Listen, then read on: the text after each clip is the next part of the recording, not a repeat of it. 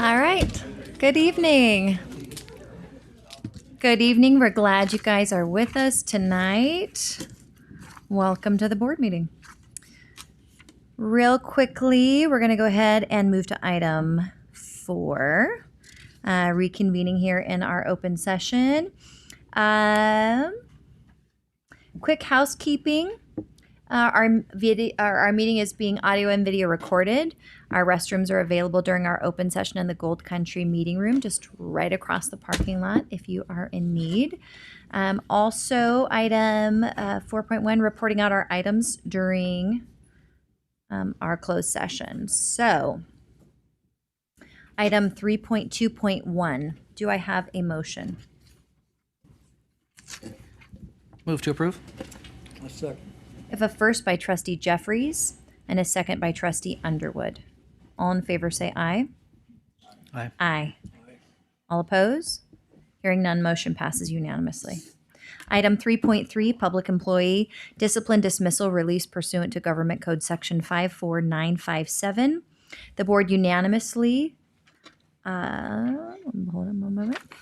The board unanimously voted in favor and took action to approve a voluntary resignation agreement and release of all claims between the district and employee number 6751. Item 3.4, conference with labor negotiator pursuant to Government Code Section 54947.6. The board discussed and provided unanimous direction to staff. Item 3.5, with legal counsel regarding anticipated litigation. Our first case, we did not discuss. Our second case, I believe I'm about to read that one out. Stand by. The board took unanimous, by unanimous vote, first by trustee Underwood, second by trustee Lake. The board voted to approve a settlement agreement with M.W. Cell Right 1 LLC, also known as Crown. Crown is the successor in interest to a lease regarding a cell tower on district property. Crown and the district have a dispute whether the lease allows the district to lease the cell tower to another entity. To resolve the dispute and avoid litigation, the district has agreed to pay Crown $100,000 in exchange for Crown releasing any rights it has under the lease. This amount will be paid from Fund 40, and $50,000 of this amount will be recouped through an upfront payment under Verizon lease. The board will consider an open session tonight. This settlement completely resolves the parties' dispute. Report out for case number 3. Unanimous direction was provided to staff, and there was no report out of the final. All right. Open session roll call vote. All righty. And now we will have our open session. Oh, nope, that was just a note to me. Stand by. Okay. And I think we're good. All right. So with that, we'll go ahead and move to item 5, organization, welcome, and pledge of allegiance. Please rise, and trustee Underwood will lead us. I pledge allegiance to the flag of the United States of America and to the republic for which it stands, one nation, under God, indivisible, with liberty and justice for all.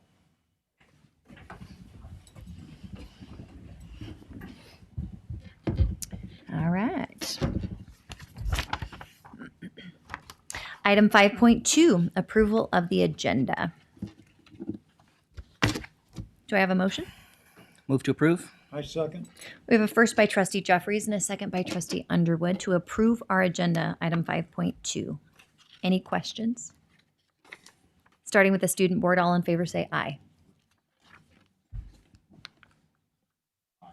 Aye. And if you don't have your mics on, you tap the little plastic around the bottom. Are you green? Aye. Perfect. Aye. Board, all in favor say aye. Aye. Aye. All oppose? Hearing none, motion passes unanimously. We're going to go ahead and move to item 6, reports and communications. Item 6.1, board reports. This time is allotted for members of our board to conduct discussions on events in which they've participated and correspondence related to district programs they wish to share. Do I have a volunteer to kick that off tonight?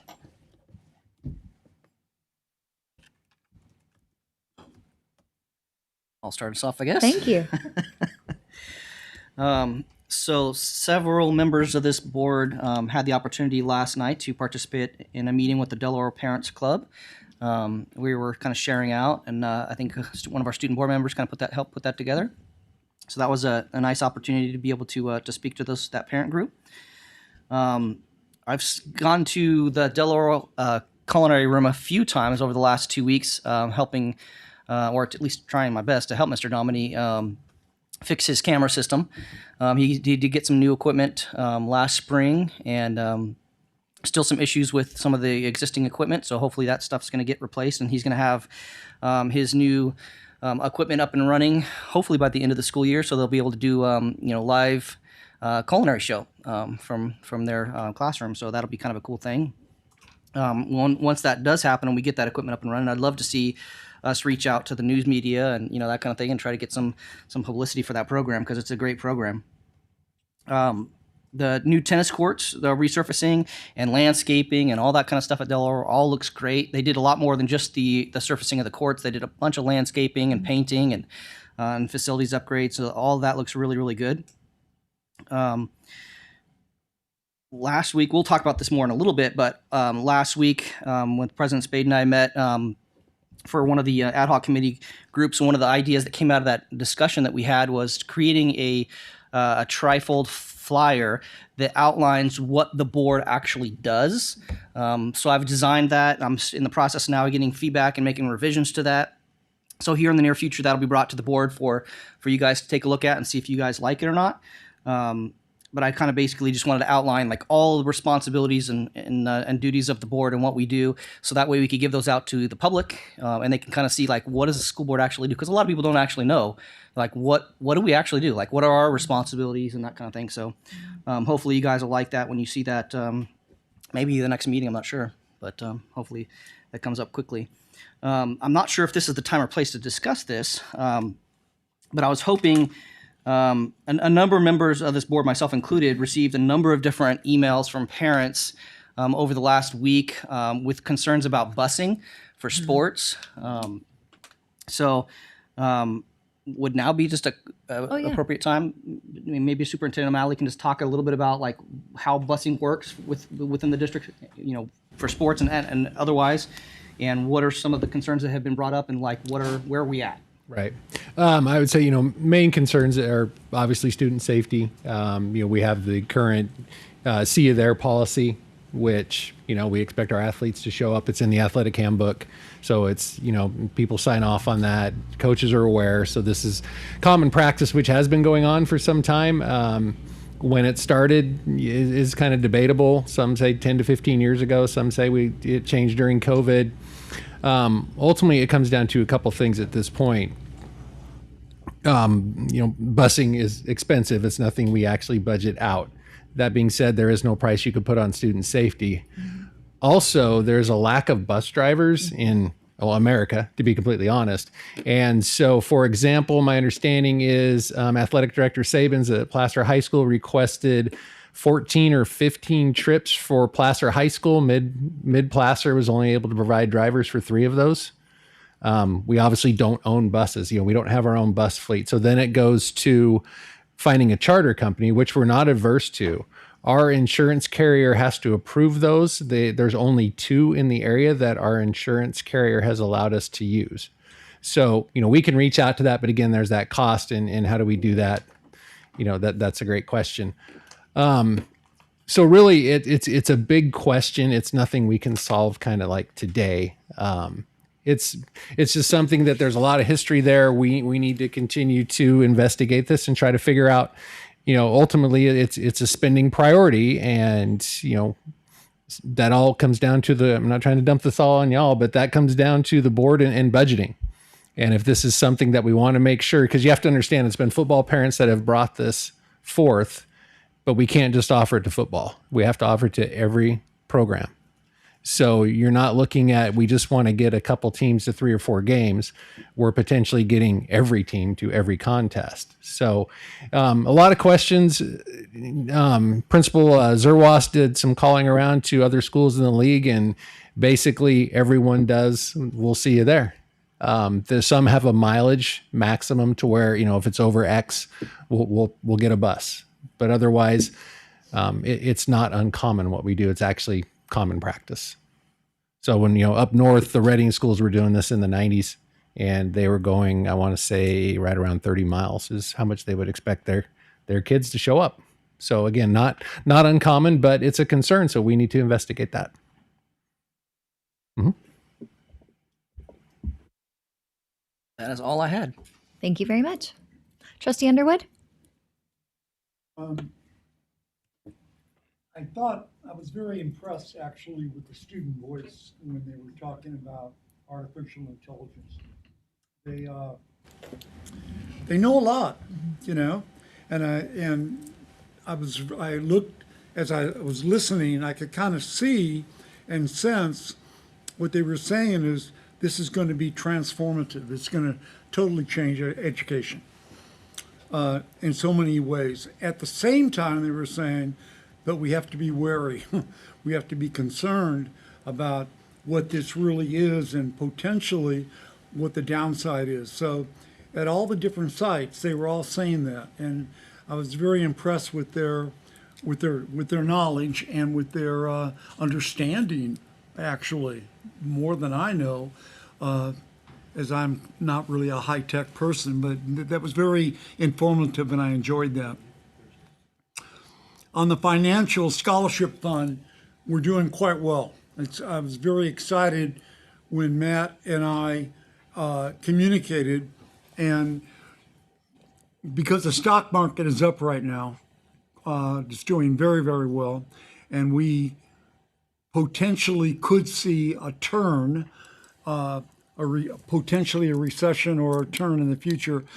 He began to modify our portfolio to the point that we're going to reduce our stocks from approximately 54% down to like 36 or 37%. So we'll be less stock heavy and more conservative as we take what we have right now and our profits. Actually, we've done incredibly well. And we really have an incredible person in Matt, our financial advisor. He is really good and keeps us informed. So that's exciting, in these desperate budget times, to realize our kids are going to be taken care of in scholarships, and that's increasing. So that was a really good move when we made that transition from our money in a 1% vehicle to what we have right now. I live close to Placer High School, and I love that school. Not that I don't like our other sites, but Placer is very important to me. Sometimes I say green and gold forever, So I decided I wanted to spend, I probably should have given a ring to Jamie, but I wanted to put my little tag on and wanted to sit on the campus and just watch the kids, just get a sense of the pulse and the atmosphere of the campus. And so I kind of gravitated to several different places, and it's wonderful, it really is. I didn't see anything that would be considered to be a ruckus or kids doing anything, but just having the opportunity to experience life as a high school individual. And I enjoyed that. So I decided I wanted to come. I don't know, Jamie, if you knew I was there, but I kind of moved around. I just sat and looked. Didn't talk to anybody, but I just took it all in, And I did that a second time, and that is, the atmosphere is wonderful. The climate is really incredible, and just kind of smile, memories after being on that campus for so long, and seeing the upgrades, of course, that we've done to the school, and the kids enjoying that. I kind of visualized our old cafeteria, man. What a horror that was, and what we have now. It's really wonderful, and to see the kids have such a facility is really incredible. And like many people, many friends of mine that I send pictures to, I'll take a couple snapshots while I'm there. They say it looks like a college campus. That is just a beautiful site and a beautiful school. So, and then finally, the athletic programs we have at all our sites are amazing, whether it's football, soccer, track. It truly, to me at least, embraces and as a cohesive agent and just brings people together. So I was excited when we played Yuba City and won a close game, 49-48, you know? So I was excited, and my compliments to all the sites, but I follow Placer football very carefully. So those are my comments. Thank you so much. Trustee Lake. Thank you. You bet. Hi, everyone. It's good to be with you. It's been a busy month since our last meeting, and I've gotten some updates on how certain things are progressing, things that are on the radar. And happy to report that there's a growing honor society, a mathematics honor society at mathematics club at Del Oro, started by a student, and that's been growing. I was happy to hear that, and I believe that there's been the application's been filled at Forest Hill. The goal is to join the Mu Alpha Theta Honor Society. It's the largest math honor society in our country, and I think it goes beyond that. But what it does is it gives a place for students who excel in mathematics. It gives them a place where there's certain students that they don't have to even do homework in math. It just comes to them naturally, and there's a lot of talent there. But it's also for people who have students who have interest in math. And so I know that there's been some challenges at some of the sites, but I encourage the math departments at all of our sites to please, if there's interest with the students, to take those steps to sign and get on board with that mathematics honor society. I think it'll help with students' applications. It'll give them another a way to showcase their talents when it comes time for college applications and things like that. They're also involved with local competitions and beyond that. So there's also been, I talked about it last time, there's we are, what would you call it? With this Conmigo, the AI tutoring, we've gotten some feedback, and by and large, a lot of students, they don't like the idea of AI, getting involved with education. The flip side of that is a lot of students are using AI to help themselves with their learning and education, except they're doing it on their own outside, the control of our administration or at the different sites. And I would argue that based on the conversations I've had and I don't know, I'm trying to kind of wrap my head around how education is transforming with this generation, because the trend is down as far as testing data shows, and that's across the country. But there are some highlighted states that are really tackling this issue, and what's working is focused tutoring groups, identifying early on those students who are struggling, and having like a robust tutoring program, whether it's one-on-one or small group, and that is really a critical piece, is early identification and a required tutoring program for students who need that help. I've spent time kind of looking at Alex, and I think we can all agree that some departments are using it to a greater benefit than others. Some teachers kind of have it dialed in more so than others. I've learned that some teachers are relying on ALEKS to kind of teach their lessons, where they say, okay, get your ALEKS out and work on this and come see me if you have any questions. Rather than a traditional lesson where teacher's in front presenting instruction. So it's a little concerning because there's definite flaws with the ALEKS program, which is why I'm a huge proponent for Conmigo. Conmigo has the ability to replace ALEKS at a much more affordable price tag.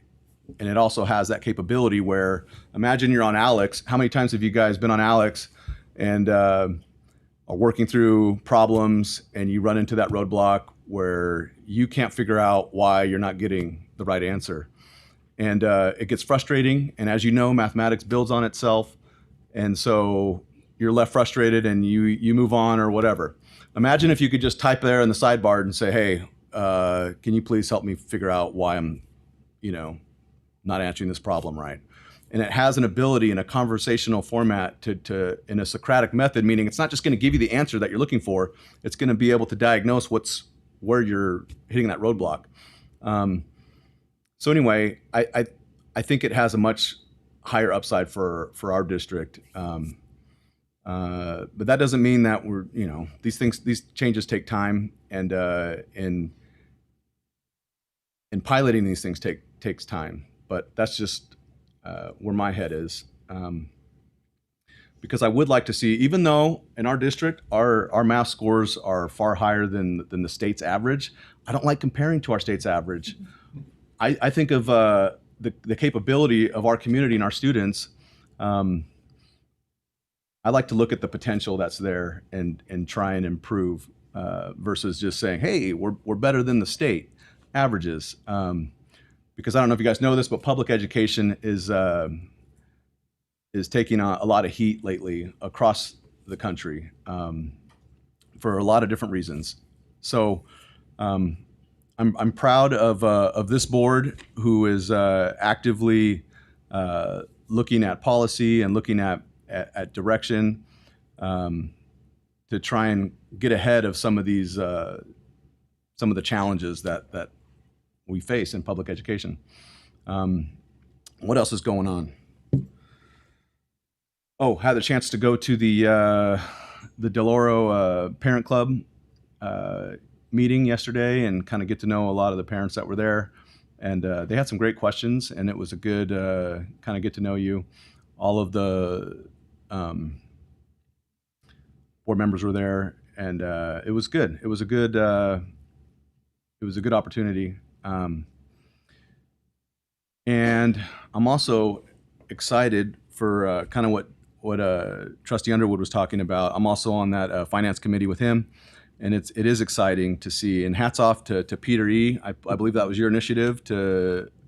Board directed to a couple years ago. Yes, thank you. I appreciate it. It's awesome to see what we have is a fund because of a large donation that happened years ago. Instead of this money just sitting in an account gaining 1%, now it's being invested, and it's gained a lot of traction. And what that means is there's potential scholarships in perpetuity moving forward, which is awesome. So anyway, I'm excited for the future, and I feel like there's a lot of good things happening, and that's exciting. So good to be with you all. Thank you. I just have to say, we've got a really great board. I don't know if you're like picking that up, but I'm like sitting here thinking, everybody, I'm just really proud to serve with you guys and all the awesome work that you guys are doing, the passion that you have for these kids and our schools and the programs. I just was taken aback by that. I really appreciate it.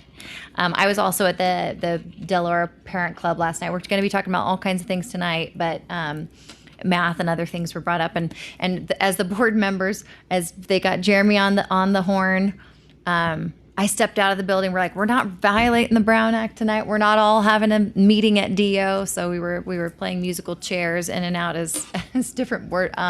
Tom sent over a video, and anyway, but it was great. That was the first time as a trustee that we've been invited to a parent teacher club, and they had great questions, and so parent-teacher clubs out there, if you want us to get to know the board a little bit, we'd be happy to come. I'll speak for myself. I am happy to come. I'm sure they're also happy to come. But they ran a great program, and so thank you for inviting us to come over. I attended the PCOE Community Leader Breakfast with leaders from obviously all over the county, but not just trustees. There were law enforcement and city council members, and it was a wonderful program. And they have some really great initiatives going on at PCOE, and they have been doing governance training all year long, but they have a reading program that they have launched, and reading is so important. For those of you not aware, dyslexia is 1 in 4. It is way underdiagnosed and way undersupported. And I am thankful that our legislatures actually passed some good bills around supports for early identification. But we have students coming to us that are definitely dyslexic and never been diagnosed. And so that, is at the top of mind, and I appreciate PCOE's work around that. I attended an interview and Student Voice on 9/24, and proud of our staff. They ran a great interview, and our Student Voice members, to see you guys in action was cool too. I hope you guys felt like it went well. We're always like trying to work on things to continue to improve, so I'm sure you guys had some takeaways from that moment and strategy for the next Student Voice meeting. Our superintendent has been wonderful with his check-ins. I know you've been very persistent trying to get to know this board and making a million events. I feel like every time I chat with you, you're on your way to another event, school site, which is great. I attended the Confluence Welcome Back to School night, and I actually I love the staff there. I love the families there. It was great to connect, and I saw a student that I hadn't seen in a very, very long time who attended Ophir Elementary with my boys in the Newcastle area. Really sweet to see her and chat with her mom. But actually, my highlight was chatting with Principal Jackson's mom. She is a gem, and she is a former superintendent volunteering at Confluence, and they adore her. She's like the sweetest, coolest grandma ever. And I just adored her. So if she's watching tonight, good for you. I hope you're having a good glass of wine or something. I encourage all those who watch online to do that if you are eligible.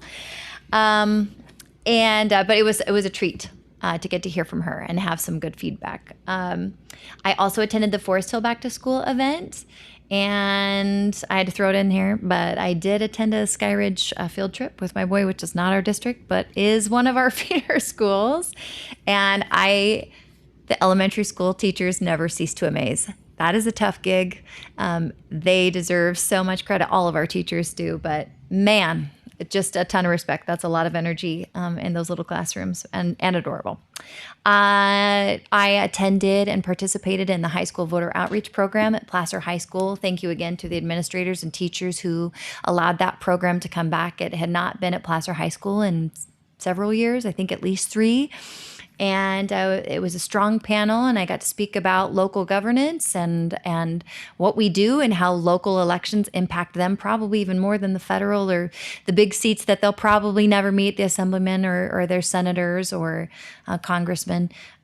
But they might know their trustee. They might be in the same neighborhood hanging out, or their city council member. And just the importance around the opportunity we have as American citizens to participate in elections. It's a beautiful process. Some great debate. Our party representatives definitely showed and exemplified civil discourse as they were each asked questions by members of our students, and each party would have 1 minute to respond regarding their party platform. So I feel like it was very educational, a great opportunity for our kids to see it live and in action.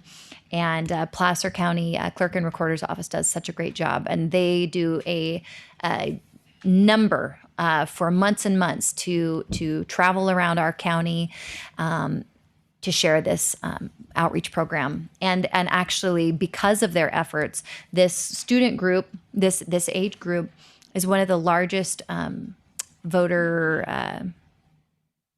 I'm thinking enrollment because I'm thinking about school. It's not that registered voters in a very, very long time. And so hats off to them for their great work. Last Friday, I also was invited to attend an Army Community Partners Board meeting down in Sacramento. And I was invited by the chairman, Dr. Lance Izumi, and I was able to sit and listen to some incredible people who are trying to give back and work with the next generation of awesome people. And as I sat there and considered the things that they were sharing, opportunities that they have for careers and CTE careers specifically, and careers that I would have never thought about within the Army and military service. They were like, we don't just need, wrestlers and football players. We need the band. We need cooks. Like, we need the opportunities are so amazing, and scholarships are incredible. But they also have supports, free tutoring supports for March to Success, and a lot of other things. I'm interested in learning more, working with our college career readiness people, and figuring out what we already have going on throughout our district, and what we can do to support our kids who may otherwise not have options for a number of reasons. There's so many great opportunities through service, and one of the individuals there sent me some data, and Placer County is doing a great job. There's a lot of people joining the service and getting to learn through those programs. But I always say we can always do better. And I think part of that comes down to understanding what options we have. So you talked about the Math Comingo trial, community away games. I also had the bus thing on there. And we also had received a number of emails regarding hiring frameworks and practices and all of that. And so I just want everybody to be aware that whether or not, and feedback from our last board meeting, I want you to know that whether or not I respond, and I work very hard to try to respond, but it doesn't always happen, especially when so many come in at one time. But please know that I am reading what you're sending, and I consider it, and I take that seriously, and I appreciate you taking the time to communicate with the board. So with that being said, we're going to go ahead and move to item 6.2, ad hoc committee updates. Trustee Jeffries, would you like to touch our board policy audit? Sure. So Trustee Spade and I have been on this ad hoc committee for going through and looking at our board policies and deciding which board policies we could probably get rid of, which board policies need to be updated or revised in some way, and which board policies kind of just need to be left alone. So last month we went through the 100s. This month we went through the 1000s. So we're going to be bringing, I think that the next board meeting we'll be bringing back some suggestions for the board to look at and vote on with respect to eliminating some policies, revising some policies, that kind of thing. I think one of our goals was really to, any policy that's not really needed, that's not necessary and it's not required, get rid of it. So that we don't have just a huge amount of policies that nobody ever looks at and they're not really there for any intended purpose.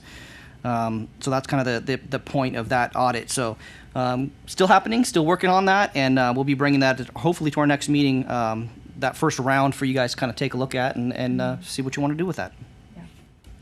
In conjunction with our review, every time that we sit down, we're sending emails to staff for them to also kind of go, we may not see its relevance, but are you referencing this? Is this important for us to have? Is it part of the handbook? Do people, so we are seeking insight on that as well. So no, it's not just the voice of Trustee Jeffries and myself.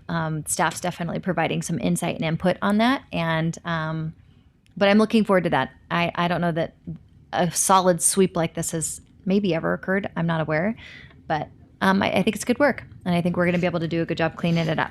So, item still on 2. Do we have any feedback on BB 9012, board member electronic communications? So I think by next meeting as well, we'll bring back a suggested revision to 9012. I'll meet with Trustee Lake one more time, and just, we've already met before and we've kind of hashed it out, but we'll go through it one more time before our next meeting and try to get that on the agenda for next meeting. Awesome. Thank you so much. All right, item 6.3, student board member reports. Welcome.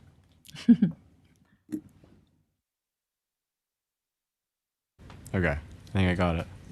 Yeah, takes a second to get used to. All right, hi everyone, good evening. board, district staff, and members of the public. So good to see you all. So just to start off, to update on the student voice meeting, it went really well. Thank you to Mr. Wilson and the district staff for facilitating the meeting. Kind of to speak to Mr. Underwood, Trustee Underwood's point, the topic being discussed was AI in education. And so we kind of talked about was that AI will be present in our lives no matter what. And what's important is to learn how to use AI for the staff and the students. And like kind of like a big proponent of that is how can we incentivize the students to use AI as a tool instead of as like a sort of a method to get by and to cheat. And like the solution we came up with was to maybe find like an academic AI, like something, because I mean we can't escape it, just as a way to incentivize students to learn. Then moving on to some other stuff, we had homecoming week a couple weeks ago. That was a lot of fun. We had our tailgate. That's where we had a bunch of games at lunch. We had the largest number of participants in the balloon toss. The next day we had our night rally. I saw Trustee Spade there. Thanks for coming. Our class karaoke went really well. And then the day after that, our homecoming football game dedication. That was super awesome. The field looks great. And we had our athletic director, Mr. Hyman, and his son, one of Mr. Martello's past athletes, speak. It was just really great dedication, and we were really grateful to Mr. Martello for all his years of dedication. Then at that game, we had our class performances. The seniors won, so pretty excited about that. And then Saturday was the homecoming dance. And last Friday, our football team won the River Bowl trophy against Bear River, so really happy about that. And yesterday, our flag football team had its last league match, and they won. So they got the league title, like for how many years in a row now. And our girls golf team also won yesterday in league, and then got their title. And then upcoming this Friday is our blood drive. So we had some good stuff going on at Colfax. Thank you. Thank you so much. Justin, welcome. Thank you. Sorry, I know I'm like super tall. I feel like it needs to like raise up for me. It's really funny. Hi again, everybody. I am again super honored and excited to be here with you all for yet again another board meeting. Starting with my student board member updates. I had the opportunity to present a student board report at the DOPC meeting on 9/22. I participated in a DOPC school board and superintendent community engagement night on 10/20, which was last night, with Trustee Jeffries, Lake, Duncan, President Spade, and Superintendent O'Malley. I loved helping Del Oro Parent Club President Lindsay Hopkins in the meeting and delegating and introducing our trustees, as well as sharing my 2 truths and a lie. So huge shout out to her for making this all happen as well. I got to attend a girls flag football game on 9/30. I worked 2 days in small groups working on socio-emotional building as part of Del Oro's Flight Academy program. Got to meet a Rockland board member on 10/11. I got to attend the Tackle for the Cure football game on 10/10, which is a great cause for scholarships, especially those affected by any type of cancer, and specifically breast cancer. Maybe the student might not be affected, but their parents or family members. I think that those scholarship opportunities are so awesome. Additionally, we had a school site council meeting last night with conversations around connectedness, which aligns with a board goal, as well as 33 clubs. I thought that was a huge positive that tied along into that. But there were some concerns with 24 students being at risk for suicidal ideation that we know of just this year alone. 70% of 9th graders and only 58% of 11th graders also felt strongly connected, which was definitely a concern that it's decreasing. 62% of 9th and 11th graders feel strongly connected to adult, so thanks to the teachers in the house. I saw Mrs. Jeffries and Mr. Pfeffer here, so I know that you're part of that amazing change. Survey went out yesterday. I got to poll 223 out of 1,610 students at Del Oro, and I got to meet with Trustees Lake and President Spade to discuss the results last night. I was also able to attend the golf game today at Timber Creek, which was unlike any other game I've ever been to. I was silent for the first time ever. As activity programs goes across Del Oro, HOCO preparation, homecoming preparation has been huge. Our theme this year is Haunted HOCO. And huge shout out again to the DOPC for their engagement in helping with food. I also got to wear blue with teachers and DO students for the anti-bullying day. And what was close to the anti-bullying day, I couldn't remember what day it was, but we had our blood drive, which was the upstander, thank you, which was not just for education, but for students wanting to make the world a better place. So I think that's so cool that we have these programs like the blood drive where it's like, hey, take a break from school and go do something great for other people. Like, I love that. That's so needed. The Del Oro news team released some awesome videos on Instagram interviewing our football players. Our Black Hole student section won an award for their jungle theme. The students who are TAs got to walk over to Loomis Grammar and take a field trip, which was super cool. I was a little bit that day like, man, I should have been a TA. But that's just a great opportunity for our LUSD, PUHSD bridging the gap between us. Additionally, teachers across our district got to go to Loomis Union School District for a professional development day, which again, it's bringing these two worlds together, which I love. Thought that was pretty connected. Teachers were also gone today for the math program, Building Thinking Classrooms, including Miss Jeffries, who's in the house tonight. And as we talk about math, it's a great new program that has come to Del Oro. That I received mixed feedback from students, but I think as teachers progress and get to know more about building thinking classrooms, I think as teachers know more, students will know more. So I look forward to hearing results from that. I want to thank the board as well as the superintendent and actually teachers union rep for their presence at Del Oro. I have seen you guys so much within the last month, like more, I've ran into you guys more than I think I've ever run into you guys in a month. So your presence at Del Oro is greatly appreciated. As academics go, we had a bunch of college visits, scholarship applications, college applications for seniors, and the PSAT this Thursday for 10th and 11th graders. If the PSAT is the preliminary SAT, which can get you merit scholarships. As athletics go, the tennis courts are officially resurfaced, so yay. And as Trustee Jeffries mentioned, the landscaping around it is also done, which is super awesome. Del Oro football and flag football made the news on Good Day Sacramento, so I know students always love when their team is on the news. It's always super fun. Girls tennis made the SFL playoffs. Girls lacrosse had a fundraiser, or they're going to have a fundraiser. So if anybody, including members of the public, need more information on that, feel free to shoot me an email. It is a golf tournament, so if there's any golfers, lacrosse would love to have you. Additionally, girls golf made the SFL playoffs, which I got to attend today. As Confluence West goes, 1/2 of students are in their internships already, which is crazy because it's a huge process. If you didn't know, you have to do a presentation to the class, which I've actually got to sit in and watch a few of them. They're pretty special. Then they go out and they get to interview, it's like a two-way interview. The student wants to make sure that their interview is going to be the right job fit for them, and the interviewee, both parties ask questions to get to make sure that it's going to be a right fit. They're also at Confluence West had training on a cricket machine, and I've just noticed that the Confluence West staff is pretty cool. Sean, Morgan, and Rhiannon are all just so there for the students. And Sean made a Shut Up Sean shirt that the students thought was apparently hilarious. So I heard a lot about this Shut Up Sean shirt as the cricket machine was being made. And I thought that was really cool.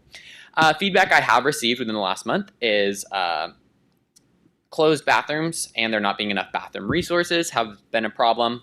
Hiring practices and current coaching staff. As well as a great opportunity for feedback was Trustee Duncan and I got to attend the student voice meeting at Del Oro on 9/24. There were over 40 people there. So highest number in the district so far, which I'm super excited about. And Superintendent O'Malley, Mrs. Rath were both also in attendance.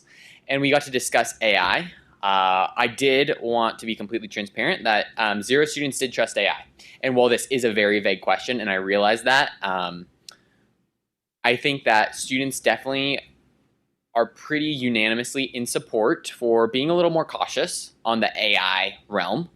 And many students do already use AI in homework, which I did ask them, and they are using it on homework. But at the same time, they want, if they're going to use AI, they need to be taught how as well. And that was something that they realized. They're like, yeah, we don't. This is new to us too. Like, we don't know how to use AI. But at the same time, they, above all, even if AI was, whether AI is going to be in the picture or not, they want their teachers to teach more than anything. Teachers are put in the classroom to teach, and they need to be teaching. And I think that, and they're doing a great job of that now, and I don't want to lose that humanistic interactions. Again, in the guise of transparency, I also want to share some data on the survey yesterday, which the board has access to. I emailed that yesterday. 25.6% of the students picked the extreme of no AI in teaching, instruction, and or curriculum, which was significantly the highest number by 9.5%, with the second being neutral. With the math update on this agenda, just keep the students' hesitations in mind with AI in the classroom, and fiscally, with it being $15 per student, I think that it would stress teachers and students out more if we had lower class sizes and we're able to do more in-person tutoring rather than online tutoring. Finally is feedback from Confluence West. They are wishing for a better campus culture between Del Oro and Confluence West, and this is kind of tying to that upstander, is there's been some bullying going on this year from Del Oro students to Confluence West students, so that's always unfortunate. Another thing I wanted the board and public to be aware of is Superintendent O'Malley and the student board members have had communication of all sitting on the dais together. I encourage you all to read the clauses within Board Bylaw 9150. And if it's a possibility, I know that the student board members and we all brought this up at our initial meeting and have communicated since. We'd all love to be able to respectfully request to sit at the dais, I believe. And finally, I always like to end it on a fun and lighthearted note. So the outdoor stations in Mrs. Miller's pre-calculus class was pretty cool. The people walking in and out of, we all got to go outside. I'm actually in that class. We all got to go outside and we got to walk around and look at different graphs posted on walls, and we had to like connect the dots from different areas to the next, and it was just a really fun opportunity to like put math in real life. I love that a lot. Then also Make-A-Wish, if you are aware, that program has been at Del Oro for many years now, and students got to make their wishes. And my favorite that I've heard of so far is 2 students in a class asked for their teacher, who has a significant other, to get an engagement ring to propose. So I thought that was like, I was like, this wish is awesome. So we'll see if that one comes true. And then the last thing is a community call to action. I did not receive any emails before this board meeting. So as always, I value your feedback, and I'd love to be included on emails as well. Again, I thank this board for this opportunity and appreciate you all. Thank you. Thank you, Justin. Maddie, or would you prefer to be called Madeline? Okay.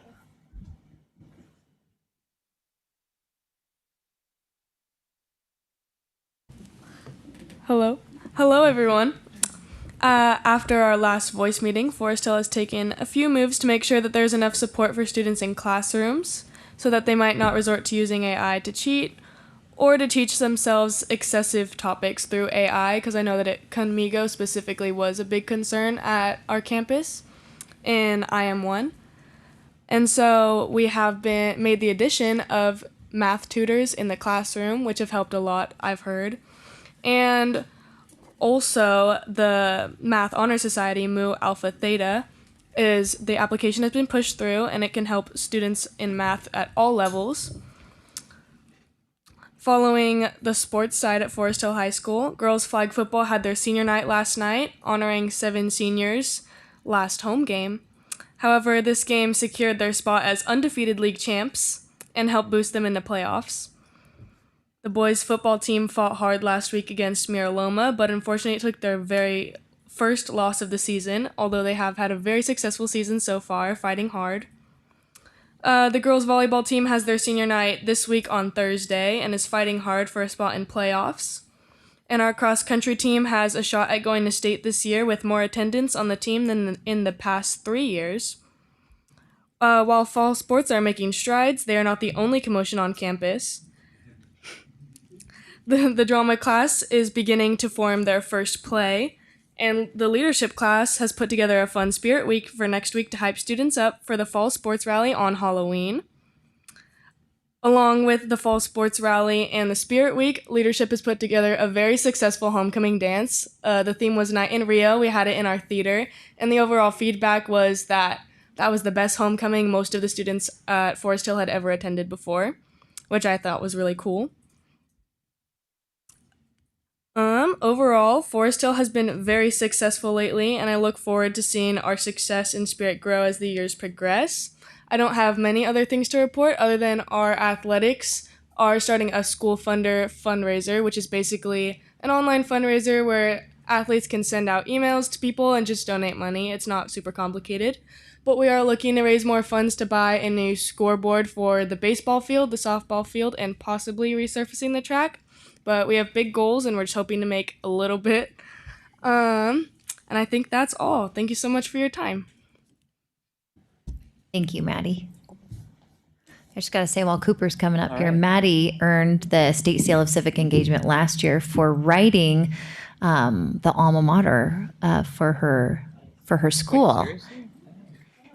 Forest Hill didn't have one. They've been open for 20 years, and Maddie was like, hey, some of these cultural cool moments. So Maddie took it upon herself, and actually contacted Mr. Lawrenson from Placer, and they worked together to craft it. And so kudos to you. Now, the three of you also need to earn your State Seal of Civic Engagement. Maddie is setting the standard. Thank you, Maddie. Cooper, take it away. Well, it's got to be simple, though, because like some of our kids don't really know ours. So it's like, oh, well. So, all right, good evening, everybody. I'll start us off with student voice. I kind of like the small crowd size that we had. It was kind of nice to go around and talk to like each individual student a couple times. And in general, like, yeah, we disagreed on just the overall use of AI. Some thought it was helpful as like a study tool or like quiz them on like a topic as they're getting ready for a quiz. Some just flat out thought like we can't trust ourselves, high school students. So, so we, they think we can't use it properly. But we did have like some general consensus on some potential like solutions or like rules of thumb with it moving forward. They kind of like the more like subject specific AI. So the Conmingo, as we mentioned, Quizlet Plus is another one. You can even like kind of scan your notes and it will make like a study guide for you to do online, which is pretty helpful, they found. You do have to pay for it, which is kind of a drawback for that one. We also thought just in general, we should just educate both students and teachers on like benefits, drawbacks, of AI, and like kind of how like sometimes if you like plug into ChatGPT, it can hallucinate, it's called, and it can just give you like straight up wrong information. So just making sure like everybody's aware of that when they're using it. So that was student voice. Over at Confluence, they've got a record number of students their internship program, which is really cool. They've got some students shadowing their IT department and our electrician at Placer and Confluence. They've got tons of interns in our local businesses you may recognize. They have Echo Valley, Auburn Gymnastics, APD, Bagel Junction, and even a few preschools around the district. So that's great for our kids over at Confluence.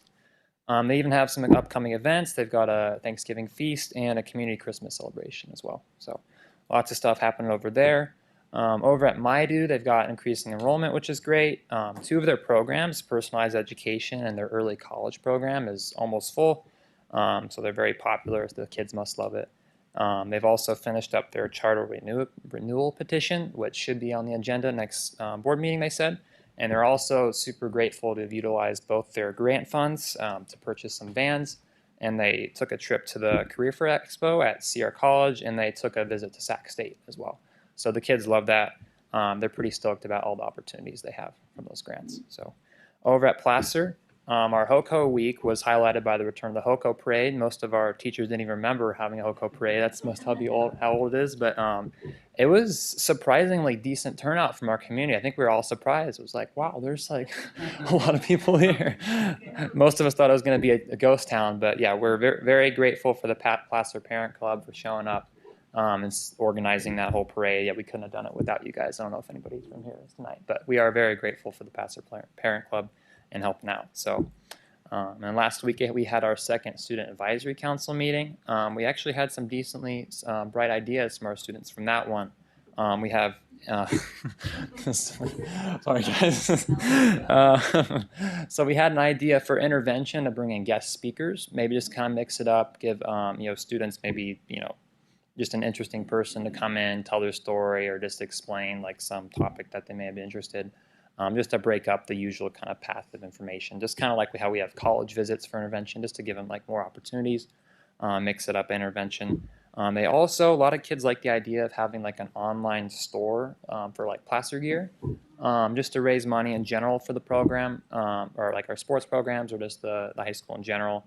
Lots of kids said they have like, like sports specific gear, but there's not, apparently this is what they said, there's not a lot of just placer in general gear out there. So that was some feedback. And then another thing they wanted to note is that they think we have a lot of great mental health resources on campus, but it might not always be advertised, or like advertised in the right places. So just speaking on their behalf, I think it's always up in like the like our advisory slideshow, but some kids don't watch that. So always that. A little touch on sports. We got tons of senior nights tonight. We got volleyball and tennis. And we've got, we encourage everyone to stay tuned for the postseason coming up. So yeah, league finals, subsection, sections. So we're excited. So that's all for tonight. Thank you. Thank you so much. All righty. Item 6.4, Superintendent Showcase and Community Recognition of Placer School for Adults, PSA. Welcome.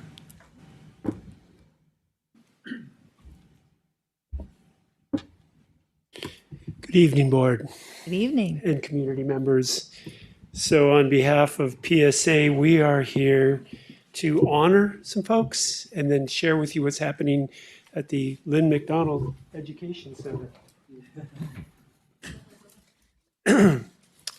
So I'm going to bring Noah up. He's going to speak about our first honoree tonight. And then I'm going to share about, we couldn't pick just one, at the adult school. We have so many wonderful things happening that we chose to. Thank you, Stephen. When he asked me to come up, I thought maybe he was honoring me, but you know what? Gail, if you don't mind coming up. This is why I'm here tonight. Well, I'm here to see all of you and talk about adult ed, but I'm so excited to honor Gail here. For those of you that don't know, I oversee the Grass Valley Adult Education Campus, and we just started up last year. And Gail here was our very first hire, our very first teacher. She has over 30 years of educational experience. She was a teacher, administrator, and when she first started with us, she taught everything from high school diploma to GED. Students loved her. They kept coming back. So guess what? We had to hire another teacher to take on some of her students. It's been phenomenal. We had over 20 graduates last year. But what I really want to talk about is why Gail is so amazing. And that is because she creates such a warm, welcoming environment for these folks who need that, and motivates students in such creative ways. For instance, Gail came to me once and said, "No, why don't we have a raffle?" I said, "A raffle?" "Oh, yeah. We get tickets, and every time a student comes, they get to put a ticket in the box." Well, I like that. Adults don't have to come to school, but they'll come to school when there's a Lazy Dog chocolate gift card at stake. That's pretty cool. Okay, I like that, Gail. And then I come to find out, not only does she have these good ideas, but she has such a heart that every time a student graduates, she writes them a thank you card by hand, and she gives it to them. Sometimes they have poetry in them. That's the only thing I actually know. I haven't read any other ones. Our students are so fortunate to have somebody that cares about them. But I'd be amiss if I didn't bring up one more thing. Gail loves to make cookies. And she makes cookies for our students for almost every milestone. They finish a class, they get a plate of cookies. They graduate, they get a plate of cookies. When Gail first meets you, the first question she'll ask you is, What's your favorite kind of cookie? If you're wondering, mine is, I can see Trustee Underwood writing this down. He's going to email her. Mine is, I'm kind of out there. Black bean, is it black bean? Black bean cocoa. I'm not much for sugar, so Gail, she adapted to my diet, made black bean cocoa. I'm going to end with one more little story. We had one student, Jessica, who graduated, one of our first students to graduate. She came in to get her graduation packet, and we gave it to her, and then along with the packet was a thank you card from Gail. And she was tears a little bit coming down. She goes, "This is wonderful. I'd love to write Gail a thank you note." I said, "Perfect. What's her email?" You might have noticed I haven't told you Gail's last name. Oh yes, her email is gbaker@Placer Union High School District. Jessica looked at me, her jaw drops. You gotta be kidding me, her last name's Baker? Yeah. It fits. Gail, you've been with us since the beginning. I know you'll be with us much longer than that, but thank you so much for making adult education a special place, and our students who just keep coming back, and you're a big part of that. So.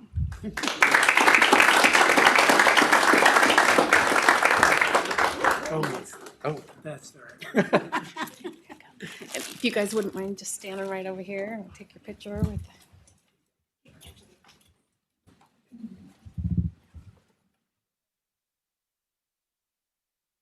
All right, 1, 2, 3. Let me do one more, making sure eyes are open. Awesome.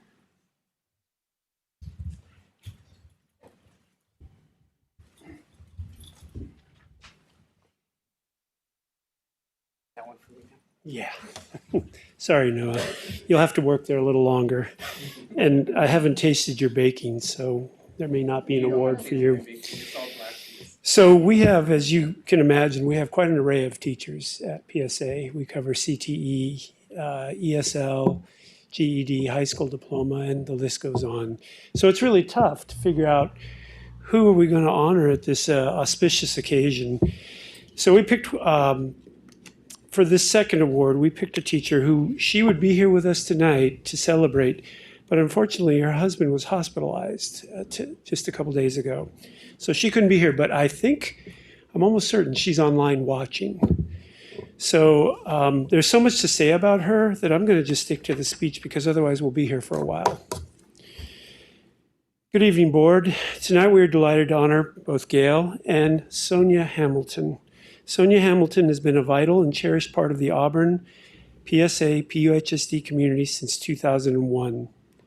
She's an award-winning artist and teacher, recognized by the PSA team for her invaluable contributions to art and education, shared with our community and beyond.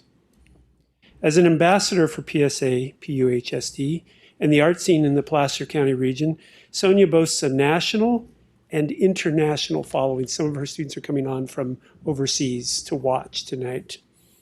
With students attending her classes both locally and online from around the globe. Born in San Francisco, Sonia is an accomplished artist, teacher, author, and calligrapher.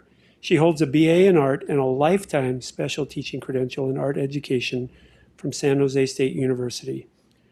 Her extensive teaching career began in 1967, and she has served as a watercolor instructor at the Placer School for Adults in Auburn, California since 2001. Her dedication to education has earned her significant recognition, including being named an honoree for Teachers Who Make a Difference in Placer County and 2010 Teacher of the Year. She also taught drawing, painting, and calligraphy at Sequoia Adult School from 1967 to 1999. Led international art tours and conducted workshops in various locations, including Yosemite National Park for 16 years. Wouldn't that be a great gig? Sonia Hamilton is a signature member of the Society of Western Artists and is renowned for her fluid and concise watercolors, which depict landscapes, seascapes, and flowers, primarily inspired by nature. She skillfully captures indoor and outdoor scenes. Her impressive exhibition history includes 105 solo watercolor showings, many of which took place in the San Francisco Bay Area before 2000.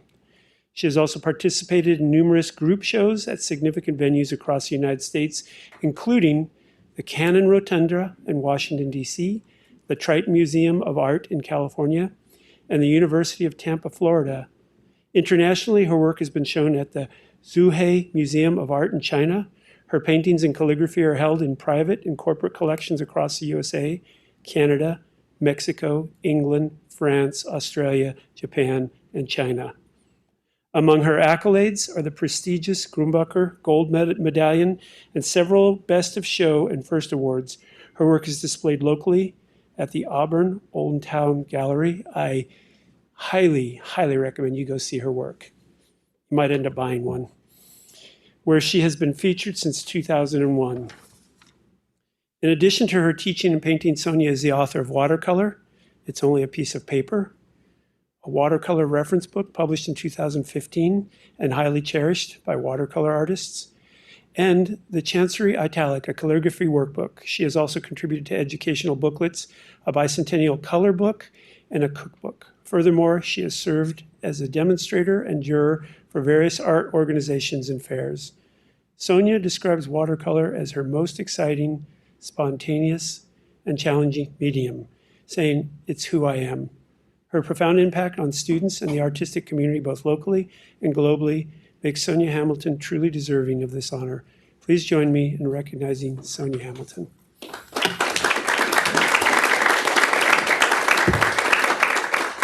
Every year, Sonia makes calendars for all of the staff at PSA and puts one of her paintings on the cover. So this is in your backyard. This is an internationally recognized artist who is teaching your adults and 18-year-olds.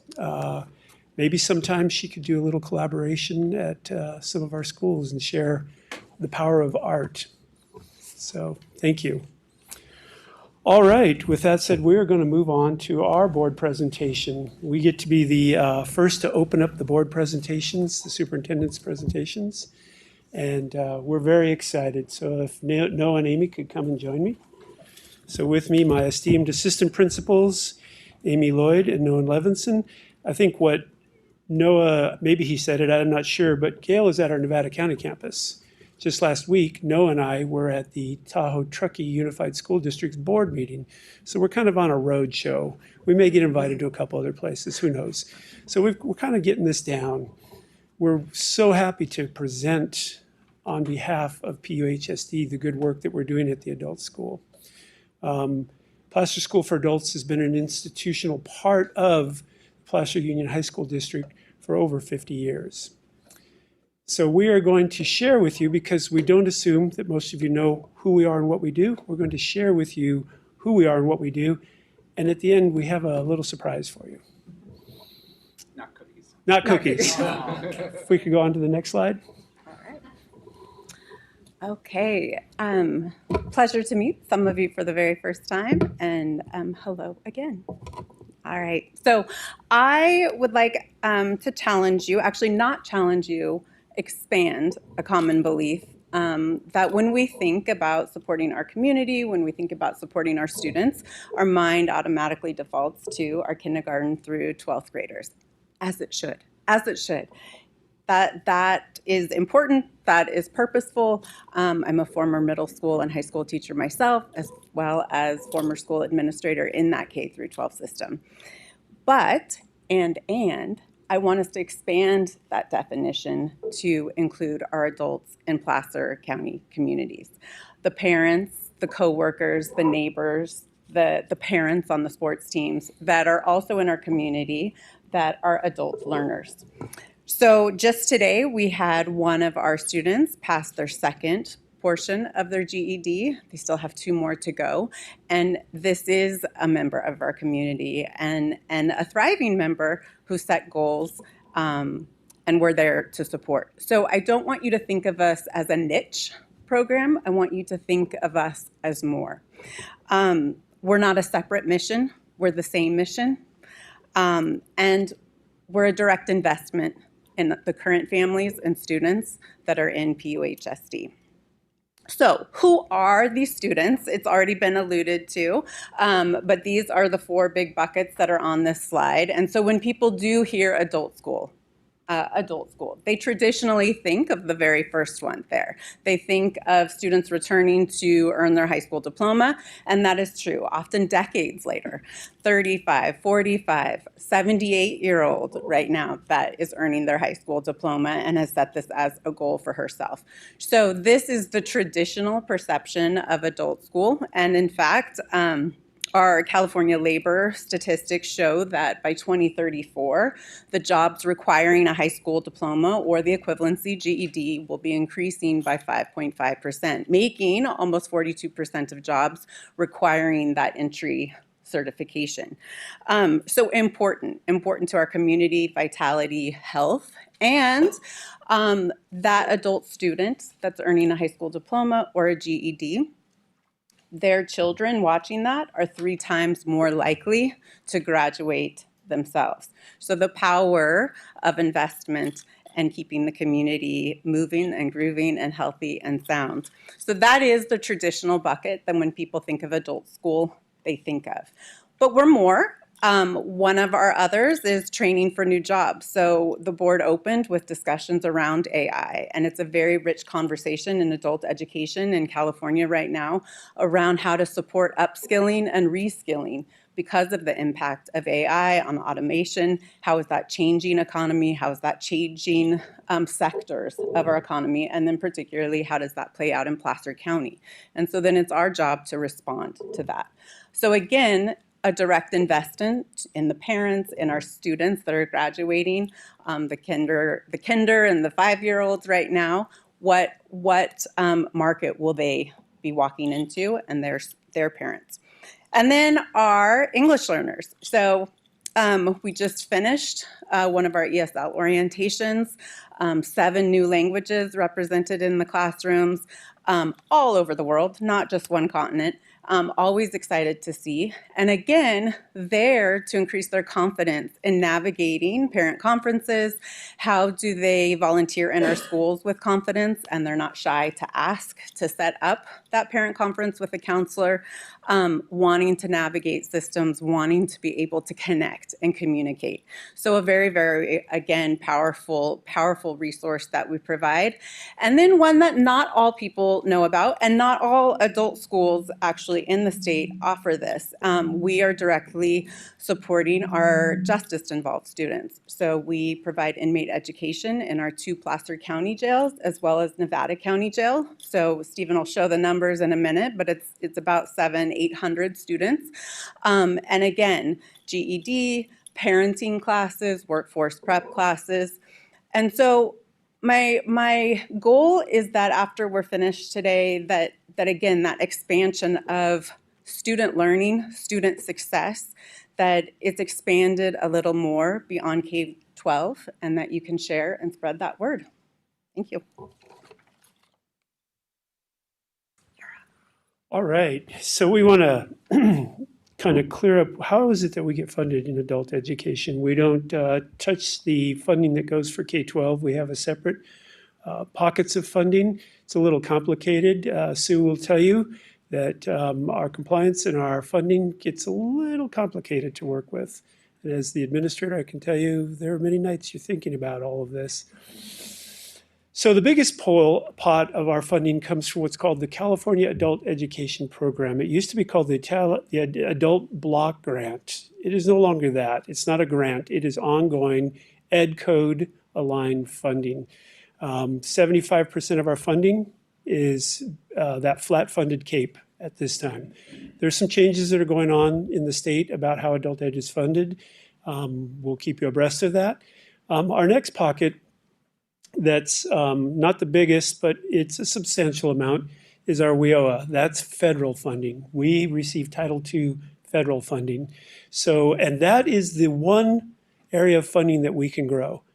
The more students we bring in, the more results we get from those students graduating, getting what we call an educational functional level gain. They've gone up in a level. They get a certificate. The state, in 2 years in arrears, pays us per student for making those gains. So for instance, just an example, and I might be stealing some of Noah's fire, I hope not, but last night in Truckee, we had 31 students show up for an ESL orientation in the little tiny town of Truckee, and we think there's probably quite a few more. So that feeds into our WIOA. Those WIOA funds are for high school diploma, GED, ESL. Our CTE is CAPE funding. The next pocket is our MOU agreements with like the Placer County Sheriff's Department, where we receive funding for them to teach in the jail. We also receive funding from the Nevada County Sheriff's Department to teach in their jail. And then in med education, that is the only area where we receive ADA. So when students show up, they get attendance, then we receive ADA for that. And finally, there's CalWorks and a few other areas. But these are our pockets of money, and currently this year we are at about 3.2 million. We've slated, my goal is to always carry over about 10 to 12%, so we have a safe haven. That became a little difficult this year when the federal government was threatening to hold WIOA funding, and it's about 12% of our budget. So if there's any questions later on, I'll be happy to answer about our funding. Next slide, please. The consortium. Every time I hear that, I think we're maybe in a Star Wars movie or something. So the consortium is a group of adult education programs in the region. Every region has a consortium, and they're all anchored to a community college. So our consortium is tied to Sierra College. Stephen here is the lead of our consortium. So he serves dual purposes, both as the principal of PSA and then also a representative on our consortium. Now, the consortium has 3 members. It used to have 5. Maybe I should back up a little bit. You might be wondering why this guy from Grass Valley is speaking at your board meeting. 2 of those members in previous years were Nevada Joint Union High School District and Tahoe Truckee Unified. And it became a matter of economies of scale. Running an adult education program well takes a fair amount of people, knowledge, being able to comply and make sure that you're able to meet all the requirements of both federal and state grants and other funding. And so it became pretty apparent in those other districts that they did not have the money or the resources to oversee those programs. Now, the overall mission of the consortium is to serve the adults in the area, in the region. And so Placer School for Adults was able to say, we can reconfigure the consortium. The other member of our consortium is Roseville Adult Education. And what we're able to do is kind of rethink about who's going to oversee what region.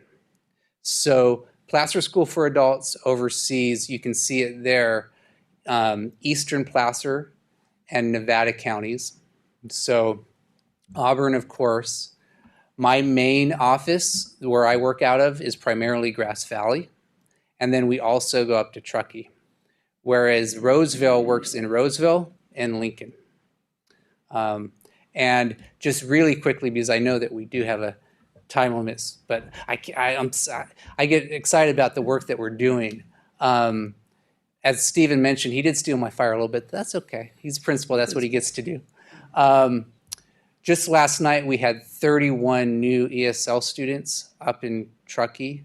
Their board is very excited to see the work that we're doing, the expansion. They already want us to open up another campus in North Lake Tahoe, because there are a lot of students up there as well. So there is lots of opportunity for growth there. I was just telling Gail that she's done such a fantastic job of keeping our students, and it's hard sometimes to get these adults to come in every week because they're adults, they've got lives. but she's doing such a wonderful job. We have a wait list now for her class. We have 7 students on the wait list.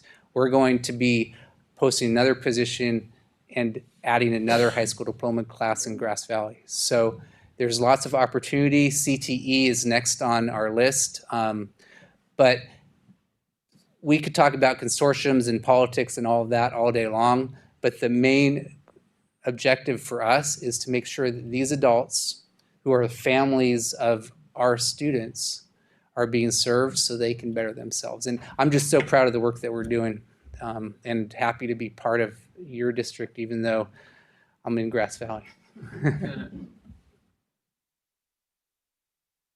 So how, excuse me, how are we doing at PSA? So this is a snapshot. Overall, last year, 24-25, we served 3,471 students. So we're basically as large as the district, maybe a little larger. This year, we think we'll probably surpass 4,500 students. As a consortium, we served last year 7,000 students, and we'll probably serve over 8,000 students in the region. What I've got underneath as designations, general population, are those students who are in any of our programs that are not justice involved. And then we have our justice involved programs. We serve at 3 county facilities. In 2023-24, we served 1,004 students. Our numbers went down a little bit last year, 964. These are just WIOA students. So these are students who are just high school diploma, GED, ESL. Those numbers don't include our CTE students or our community ed students. Of workforce prep students, exactly. The good news is, of those 964 students in the previous year, 180 of those students represented, in 23-24, represented payment points. What that means is they stayed with us long enough, more than 12 hours. They made EFL gains. They got their diplomas. They got their certificates. 180 of those students made EFL gains. In 24-25, 253 made EFL gains. So our numbers are going up significantly. What does that mean for your program?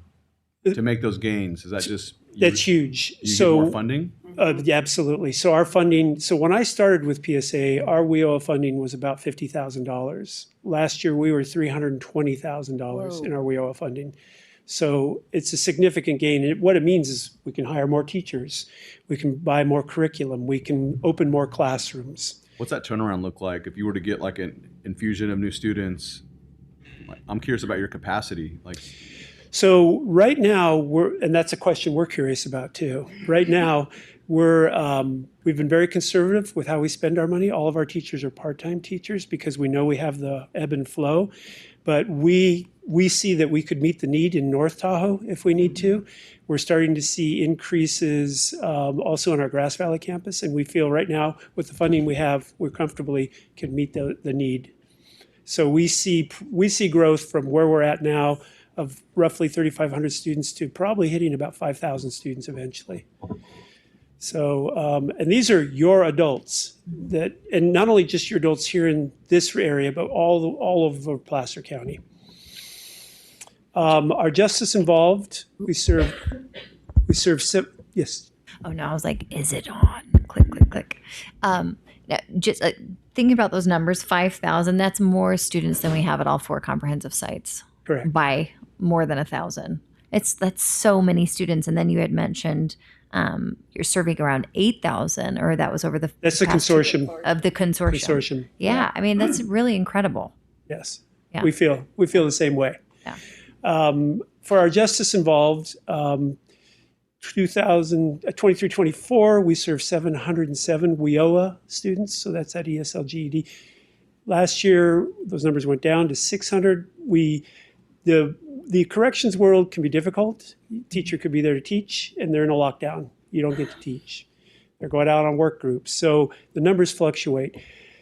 Something that is significant is our WIOA payment points went down in 24-25. So that's something we're looking at and wanting to get a bigger picture on why did those numbers go down.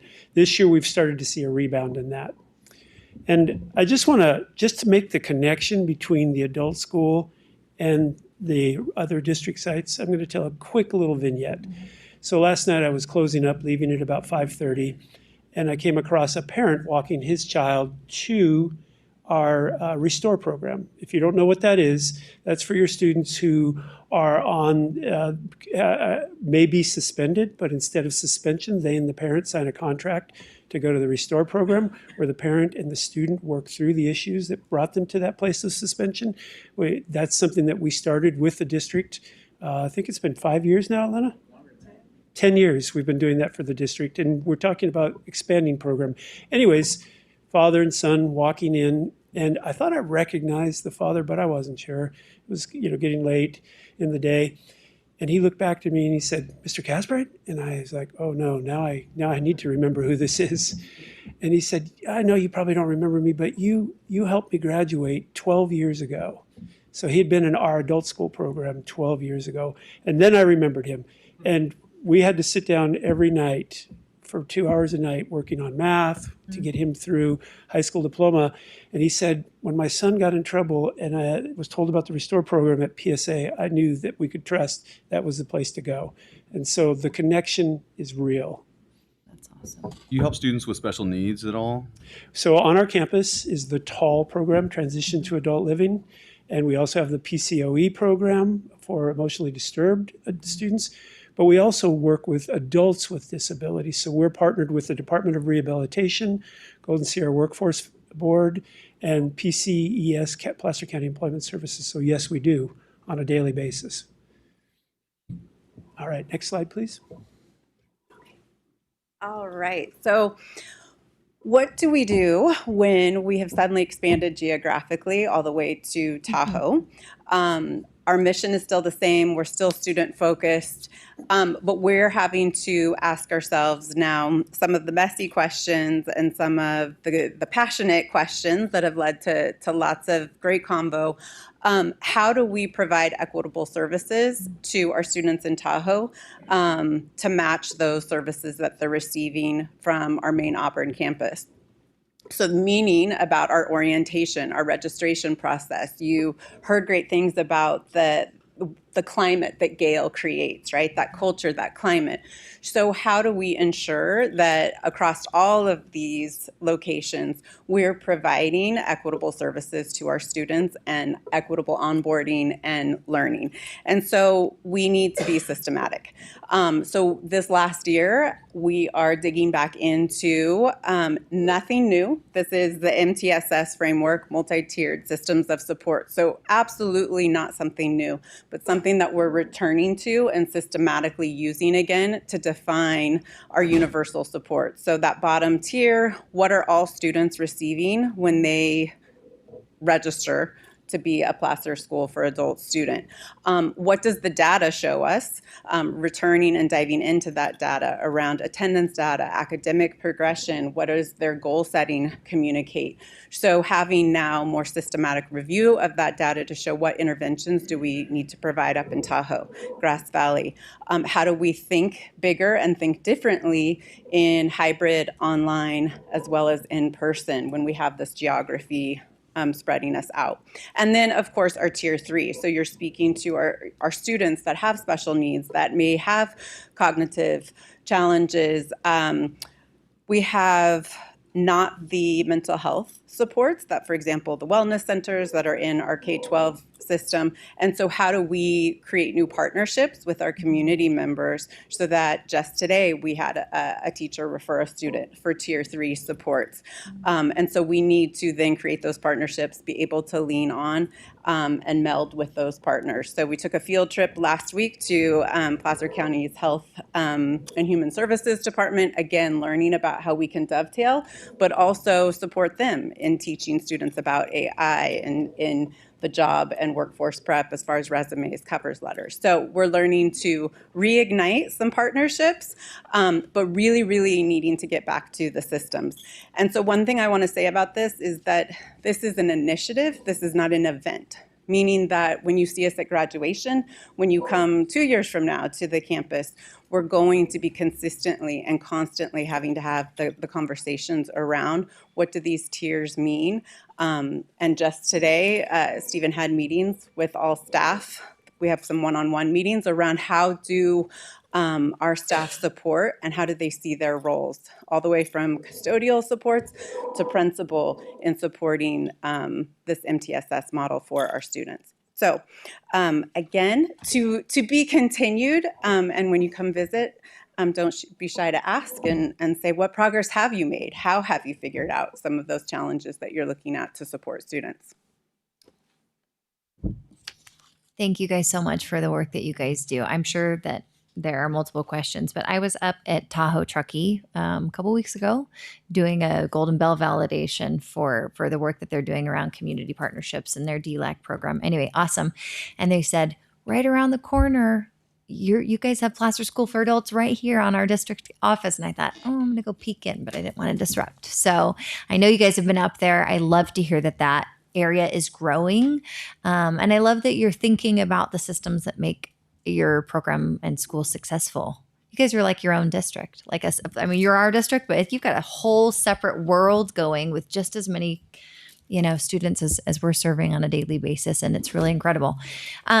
Regarding first of all, the work that they do is amazing. If you haven't attended a Placer School for Adult graduation or an inmate graduation, you must, and you must visit campus. I still want to attend one of your class. I know your ESL, and I almost emailed you last week about it. So can we connect? Because I do want to do that. I want to come in. With the lockdowns, when you talked about the inmate programs, like you guys being funded through ADA, when they're in a lockdown and your teachers are there and you're not able to provide that service, you're not getting ADA. So how does that work? Do they have a buffer in there for? You're also paying for that time. And you're too. also, you're paying for that. We're paying for the teachers, right? Yeah, so you follow California labor law as far as all of those pieces, but lockdown, we definitely have gotten stronger at collecting our data to give back to the sheriff's department when we go through the annual MOU process, and some healthy recognition, right, from their side as well. We also are challenged by what's called classification. So certain students can't be together. They might be co-defendants in a case. There's pieces, and so they get moved too. So oftentimes they'll be enrolled in one of our programs, a literacy program, and then their housing unit is moved. And so it's a lot of what can you influence within your sphere of influence, but definitely knowing that you have to pivot a little more, think strategically of how you're going to support those literacy needs. But to that point, we're getting much stronger at collecting our data to be able to mirror back and engage then in the MOU conversation. Good. Around these are some of the challenges. How can we work together? Yeah. Now, I know that you guys have like some of the tablets specifically for them that they're able to do some work from their class, from their cell. Yes. So can you talk a little bit about that and how that plays a role?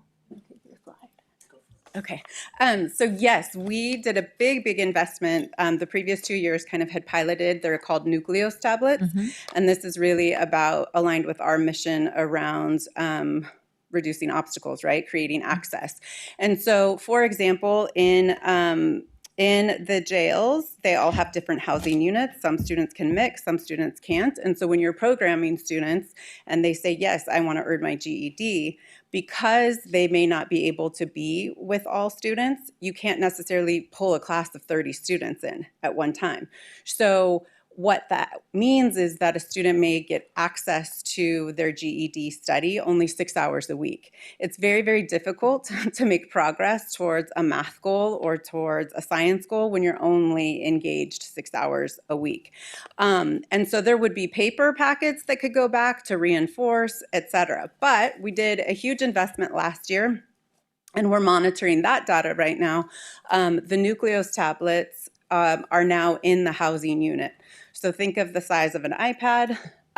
These are all locked down. They have to have cases that have been approved. They have to go through all of the IT vetting process. But now a student can go back to their housing unit. The devices are open from 7 a.m. until 10 p.m. They check out a device, and when they log on to that, they have access only to their software that they're approved on. So it could be, if they're an ESL student, it's going to connect them to that. High school diploma, GED, some of our ABE, that's our literacy, low-level literacy, so programs. And then we are just now heavily engaged in a ISEV platform, which is around 90 days to release and re-entry. So again, supporting some of those, the resume building, the cover letter, how do you explain your incarceration or to a future employee? What are some of the strategies around that? So those have also been loaded on the devices. So that's one of the pieces that we're looking at to counter ADA pieces, because when you go into lockdown, then that's already in the housing unit. It's already vetted curriculum. It's quality curriculum. And I could say so much more. Yeah. It's very, very exciting. But it really is about access. Absolutely. How often does the lockdown scenario happen? I would say at least twice a week. There's lockdowns either in the Auburn campus or the jail in Auburn, or South Placer, which is the Roseville. Sometimes it's electrical issues. I was there last Friday. There was a lockdown. We couldn't pull for GED testing because some electrical wires had caused some smoke. It can be a myriad of reasons, but Auburndale tended to have the most.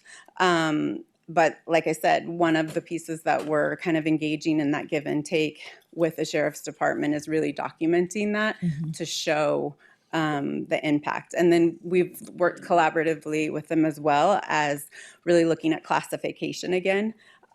Is there a way to rethink classification for education purposes? We are guests in their facility. Number one, always the health, the safety, all of that. We are guests in their world and are providing a service for their students and support. But also, how can we talk about classification, particularly for our ESL classes? It's very hard to get a class that has the energy and the momentum if you're only working with 2 students, and then that's not a cost-effective model. So we need to be able to pull from more housing units to engage in that work and that excitement that goes with having a group of people together working towards a goal. Is the instructions daily at the jails? Yes, so depending on the types of classes, they're always guaranteed usually at least 2 days a week. Classes are 3 hours long. So that is a corrections kind of requirement. So definitely, I know I have 2 high school girls, and when I say that, yeah, classes are 3 hours, like, oh, that's a long time. So yes, combination of direct instruction, combination of individualized platform learning, but they're guaranteed at least 6 hours of in-person teaching. And then the GED model, sometimes the teacher can check in daily with them, and the teachers will go to the housing unit to work rather than also losing the time of having to pull students. If you come to a graduation, they'll take you a tour through, and you can see where the classrooms are in the pods, and then outside of it where the graduations are hosted and stuff as well. Yeah. I know we're taking a minute, but I think it's just so important, the work that you do, and I don't think we talk as often about our adult education, because you guys take a lot of our energy and time, and we love and adore you, but our adults are important too, and they're the ones working in our community oftentimes. And specific to that around CTE, I know you guys have a lot going on. I mean, you're even doing the truck driving school at the jail and electrical classes now. We're going to be piloting a drone program this spring. So cool. So yeah, just went in the programs guide. Good. This week. So yes, I think that again the goal is that just expand the idea of education and share that with community members you come across or neighbors, that that there's other direct investments into Placer Union High School District within our communities that aren't necessarily always seen through the K-12 model, which I also love and adore. I do too. Yes. I do too. We'd be happy to come back and talk to the board at length about all of the ones. About all the good things. I know. think Noah wants to talk about a mobile. I think we can probably skip this slide, but in terms of what I was saying about economies of scale, Yeah. that's really what this slide is about, is creating systems that free up our counselors and our other staff to really support the students across the whole region.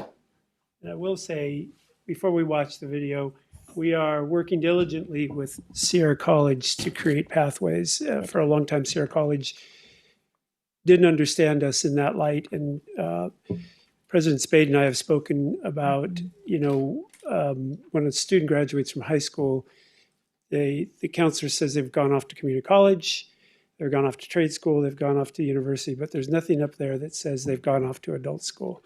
And that's a huge blind spot for the state when there are over 1 million in just this area, the northern part of California, that need a high school diploma or GED, and across the nation there are 32 million. So there's a lot of work to be done. So we keep raising our voice.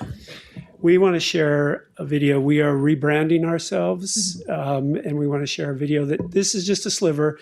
We've been working with this company out of Nevada, the state of Nevada, and we just wanted to share this with you. We're so proud of our work.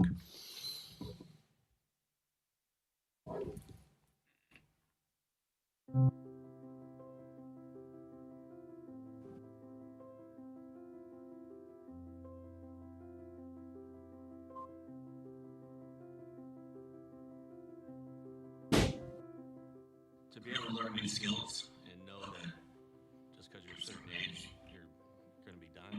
You don't have to see the progress from 1 week to the next. It's really cool when it all comes together. It's a great opportunity to be able to do that. Get in there, learn it, and keep on going. Anybody that's taken these classes, go up to those inmates and tell them, hey, you got to do it. It's worth the time. You're not doing it here. You're just sitting here. Why not educate yourself? Why not better yourself? They don't look at us as criminals. They look at us as humans. They treat us as humans. It's so life-changing for folks. I feel like more so than any other arena in education. Dollar for dollar, adult education has the most outcomes for the lowest amount of price because we're good at what we do and because our students really value when they come on campus.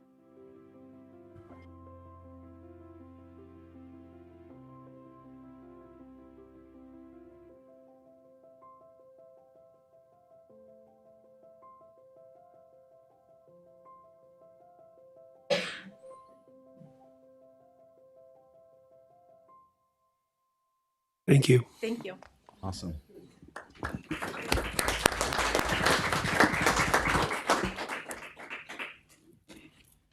Wow. I don't know who put that together for you guys, but whew, good work. All right. Superintendent. All right, 6.5. I get to follow that up. So Yeah. very nicely done. That's not me. I'm a firm believer that the only way out of poverty is through education, and the fact that we're offering these opportunities are huge. So kudos to you guys. Nicely done. Like you said, President Spade, I've been running around a lot and doing a lot of different things. Went to a couple different Rotaries and presented. And since I've got here, everybody keeps mentioning Superintendent Bart O'Brien. And I finally met Bart O'Brien, and what a wonderful man he is. So we're going to hang out here in the future and have coffee. I was at the Placer County Office of Education Superintendent's Retreat over in Palisades on Thursday. Just a chance for me to meet the superintendents in the county, which I didn't know a lot of them. So that was good, and just a good exchange of ideas. We did have to cancel our special board meeting on the 28th. Just you guys are busy. And so just trying to get something in before the holidays wasn't going to happen. So we'll look to that second one that we have in February. I do want to echo what David said. It's been very nice to be able to get on the campuses as much as I have. And I had the opportunity to be Nick's assistant principal the other day for a couple hours. And I think I went into Jacob's class and said, someone's getting expelled. Let's go. And actually one girl volunteered. So apparently we didn't study for our physics test or whatever her excuse was. Yeah, there you go. So that was fun. It's just good to be around kids. They're very refreshing.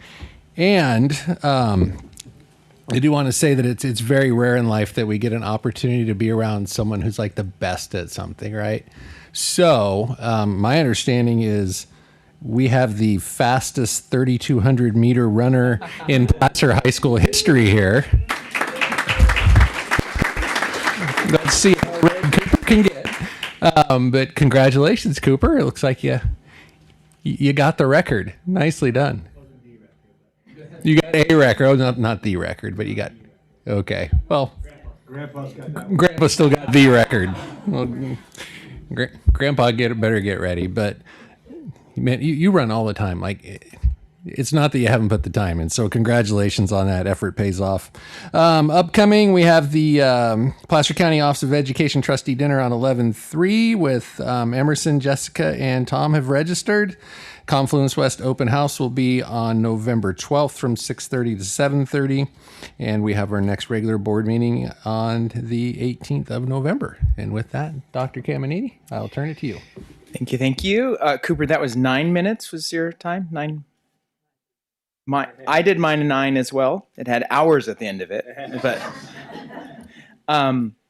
we had an excellent in-service day last Wednesday. Each of our schools had a dynamic agenda. I won't go through all those, but just some highlights. Del Oro, as mentioned previous, did learning walks at their feeder school for Del Oro at the elementary schools. Colfax High School did a student panel on the student experience. Forest Hill has a lot of new staff. They did ALICE training in the morning. I got to participate at Placer High School and be immersed into an English language lesson where they were teaching the teachers Mandarin. Is that Chinese Mandarin? I obviously didn't understand it. It was fascinating to see that experience and our teachers engaged in that. Confluence was working on WASC and Maidu was using data to drive instructions, but it was a productive day for all of our teachers, and compliment to Robert Lemon and his team of curriculum instruction leaders who planned that whole day. We're going to have our best meeting November 13th, which is Building Exceptional Schools Together. That's being revived. The last time we met was 2023, and that is when we invite all of our 9 feeder school superintendents to attend a day to do articulation meetings with whatever topic is on tap there, which probably going to look like math of some sort is my guess. We have our first budget advisory meeting tomorrow after at 4:30 with Peter and his team leading just a discussion, first of a few, as we look through our financial outlook for the district. And that concludes my report. Thank you. Thank you guys so much. We're going to go ahead and move to item 6.6, Associated Teachers of Placer CTA. Do we have a report today? Thank you. All right. We're moving to the consent agenda. We have a number of items being pulled, including 7.2, 7.3, and 711. Are there any other changes to the consent agenda? Hearing none, with those items being pulled to our first 3 action items, do I have a motion? Motion to approve. I'll second. We have a first by Trustee Lake and a second by Trustee Jeffries to approve the consent agenda items with the removal of 7.2, 7.3, and 711. Any questions? Comments? Starting with the student board. All in favor say aye. Aye. All board? Aye. All opposed? Hearing none, motion passes unanimously. Item 7.2, there were just on the special meeting minutes from 9/16/25, there were just a couple of amendments. Firm was form. The Supreme Court's a proper pronoun here, so we just needed to capitalize that. But there was also one other line on page 2 to strike. Typically, we don't have direct quotes, and then instead of redrafting it to bring more context, we're just going. It was requested to strike 95% of the time they put into the board is focused on education and students. There was a little more discussion around that, and so instead of fully amending, I was asked to strike. With the grammatical errors corrected, and with that stricken, do I have a motion? Move to approve. We have a first by Trustee Jeffries. Second by Trustee Lake. Any questions? Hearing none, starting with the student board. All in favor say aye. Board? Aye. Aye. All opposed?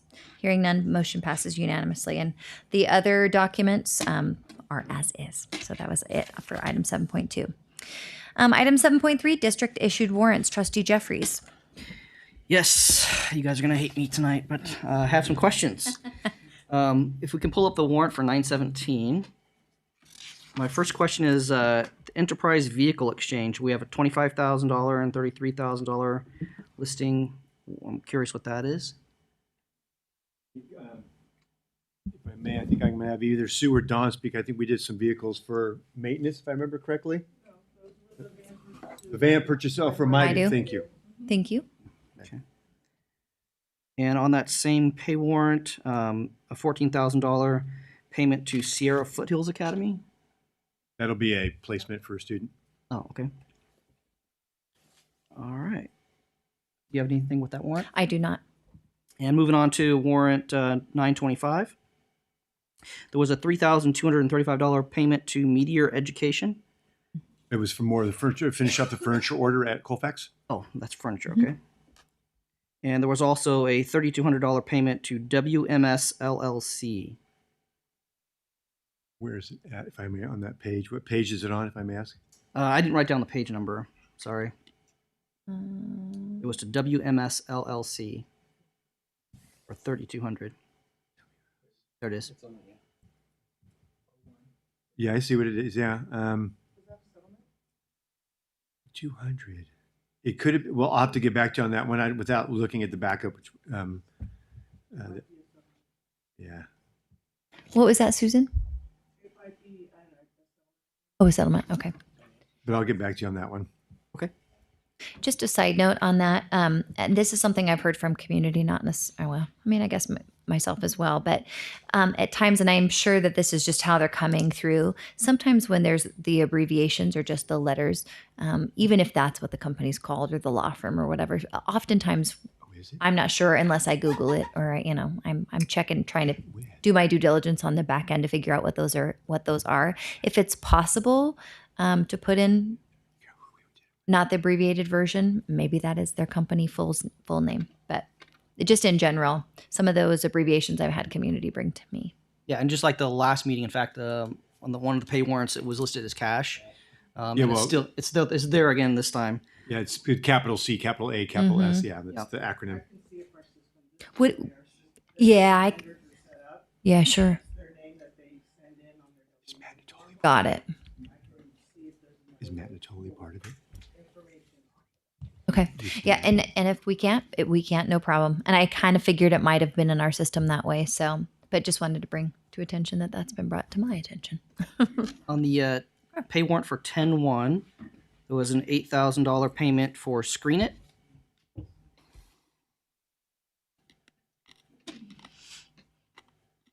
Yep, 10-1, $8,000 to Screen It.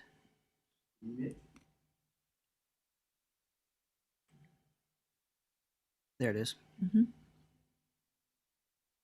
Without knowing what the vendor is, we have to pull that one again. It's probably either, I'm thinking like ASB doing some work, but I'll have to.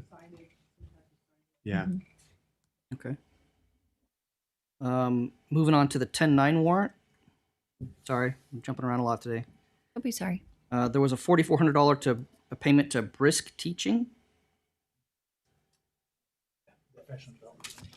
No, that was CSI. I think spent that money for use of the technology at Confluence. What is it again? Sorry.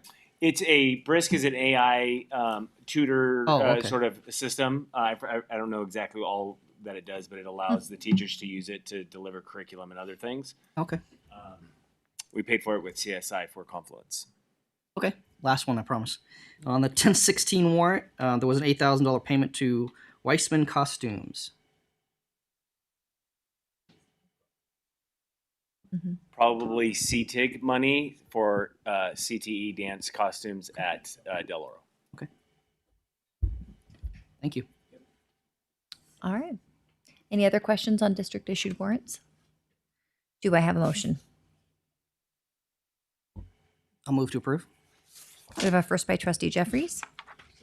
Second by trustee Lake to approve item 7.3 district issued warrants. Hearing no further questions or comments, starting with the student board, all in favor say aye. Aye. Board? Aye. All opposed? Motion passes unanimously. Item 711. Board Policy 6159, Individualized Education Program Update. So my question is, why is this change necessary?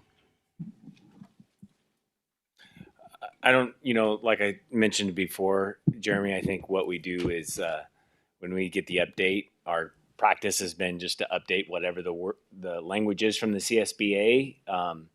As you do this over the years, the language changes quite a bit, and it's just easy to make sure you're tracking it. I mean, it's a small, minor change. I get that. But that's it. It's just been our practice to update off the CSBA that when they come out, we get them, we update them, whatever the language is. Sometimes they are minimal like this. So that was it. I know. It made me laugh too. I was like, what are we doing right now? What are we doing? And obviously I have children with an IEP, so I get it. But yeah. Any feedback on that, Trustee Jeffries? I mean, as a practice, we could, off those minor changes, not take them forward. I mean, any downside to that? I remember hearing like that sometimes when you're not up to date with the current updates, and obviously we're not always going to agree on the updates. Yeah. Sometimes we strike things, but that it can be more difficult for uploading and the software's not until great. You've actually done a lot of the updating within the Assembly system. It is nice when they're aligned and you're going to find the changes. It just makes it simpler. Yeah. But there's times where simple ones like this, not a big deal. It's just always been our practice to do it that way. Thank you. Are you wanting to keep the original language, Trustee Jeffries? I just don't see the need for the change. So yeah. Are they just changing that word? Yep. Exceptional. Or no, I'm sorry. Yeah, disabilities.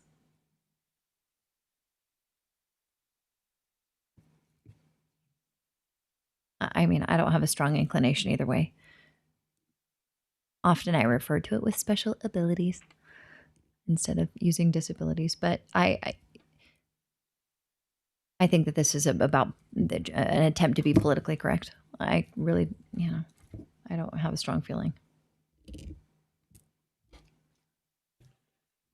But whenever you're ready, we will take a motion.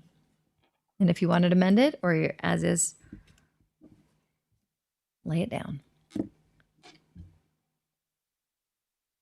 not clear what the change is. It's only those three. Yeah, it's just they just switched disabilities three times to exceptional needs. Otherwise, we could keep the original language. I'll move to strike the update. Okay. So Trustee Jeffries has moved to not do the updates and keep the original language. Do I have a second? I'll second that. I have a first by Trustee Jeffries and a second by Trustee Lake to keep the original language of Board Policy 6159, Individualized Education Program. Any other questions or comments? Hearing none. Starting with the student board. All in favor say aye. Aye. Board? Aye. No. All opposed? We have Yes. one. Motion carries 3-1. All right. We are officially out of the consent agenda.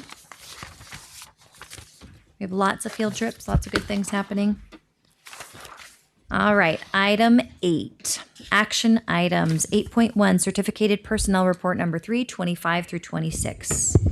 Yes, Madam President, as you can see, we have a number of teachers, substitute teachers onboarding, which is always a good thing, so that we have the rich list of substitutes that can come and support our teachers. We have some changes in staff, and of course we have all these amazing teachers and certificated staff that are taking on additional duties, everything from dual enrollment to supporting the extended SA for our IEB programs. And so we really appreciate all the work that they're doing. On the behalf of the superintendent, I would recommend the approval of the certificated personnel report. I move approval. We have a first by Trustee Underwood. I'll second. Second by Trustee Jeffries. Any questions or comments? Hearing none, starting with the student board. All in favor say aye.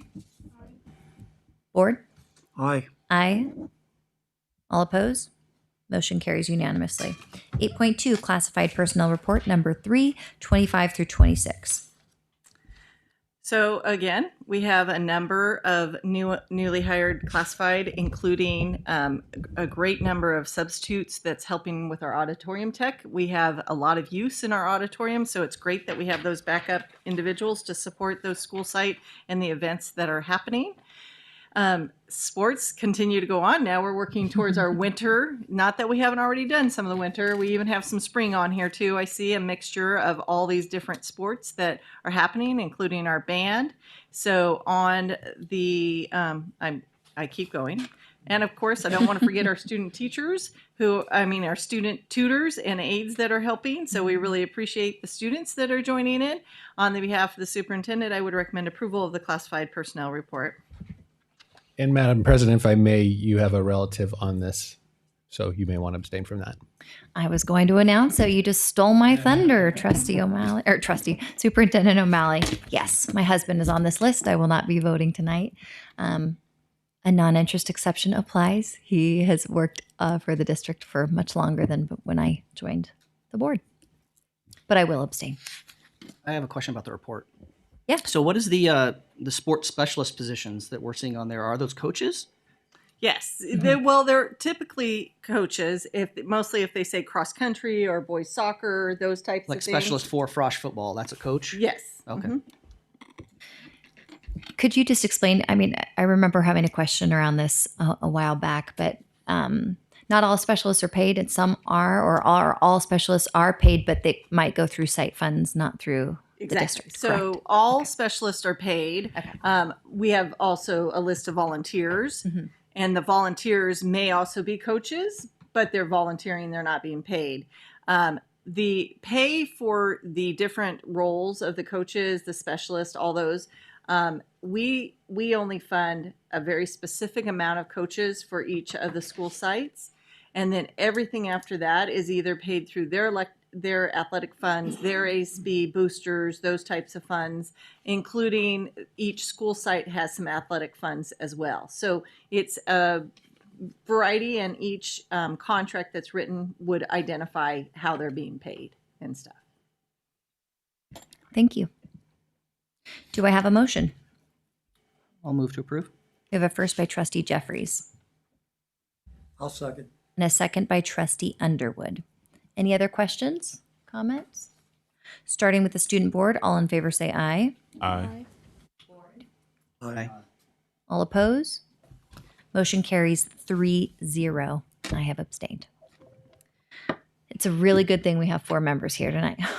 We were really close to not having a quorum. Okay, item 3.3. I told my husband that. I said, well, you better hope that everybody shows up tonight. I know Duncan's gone. This might not get through tonight. All right. Item 3.3, Memorandum of Understanding, MOU, between the PUHSD and the Associated Teachers of Placer, ATP, regarding the grading policy update. Yes, Madam President, I do want to thank our union partners in working diligently with us in developing this MOU.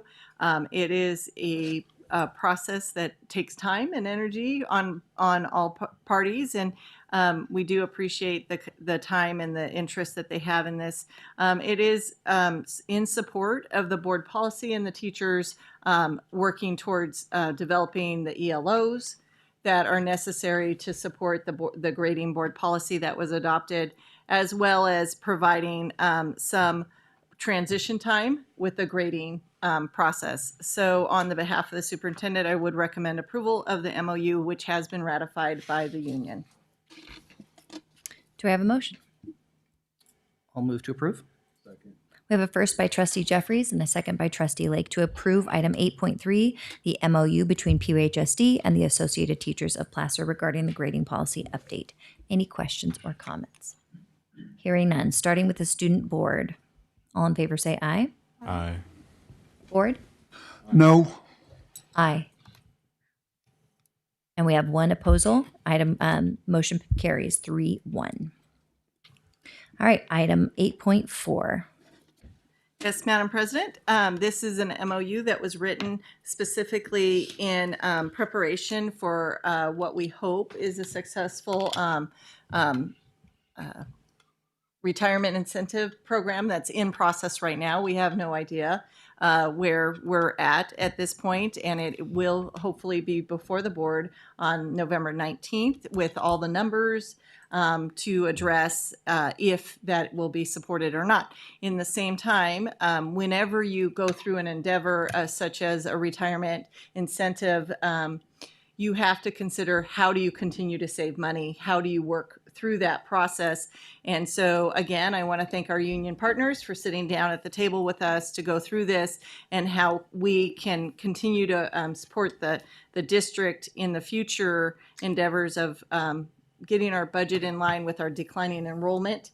Has been an ongoing concern for us, and we want to make sure that we can continue to provide excellent teaching and supports and services to our students.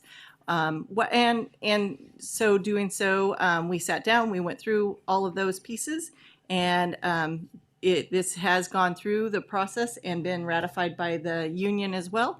So on the behalf of the superintendent, I would recommend approval of the MOU. I move approval. We have a first by trustee Underwood. Second by trustee Lake. Any questions or comments? I just want to thank the team. I know that this has taken time to get here, and all of the MOUs on here today, but I appreciate you guys all coming together and finding a solution and looking forward to approving this. Starting with the student board. All in favor say aye. Aye. Board? Aye. Aye. All oppose? Motion carries unanimously. Item 8.5, Verizon Wireless Tower Lease Agreement and Memorandum of Lease for Delaware High School Property Cell Tower. Yes, Madam President, so the two documents attached are regarding a new lease agreement with Verizon and Epic companies to establish a cell tower lease on one of the light standards at the Delaware Stadium. This is for a 5-year lease that automatically renews every 5 years for 4 times after that. It provides $30,000 a year of rent to us. It also goes along with a $50,000 one-time payment that will come to us and helps with obtaining the full lease requirement, buying back an old lease that was on that previous property, and the tenant there wanting to get out of that.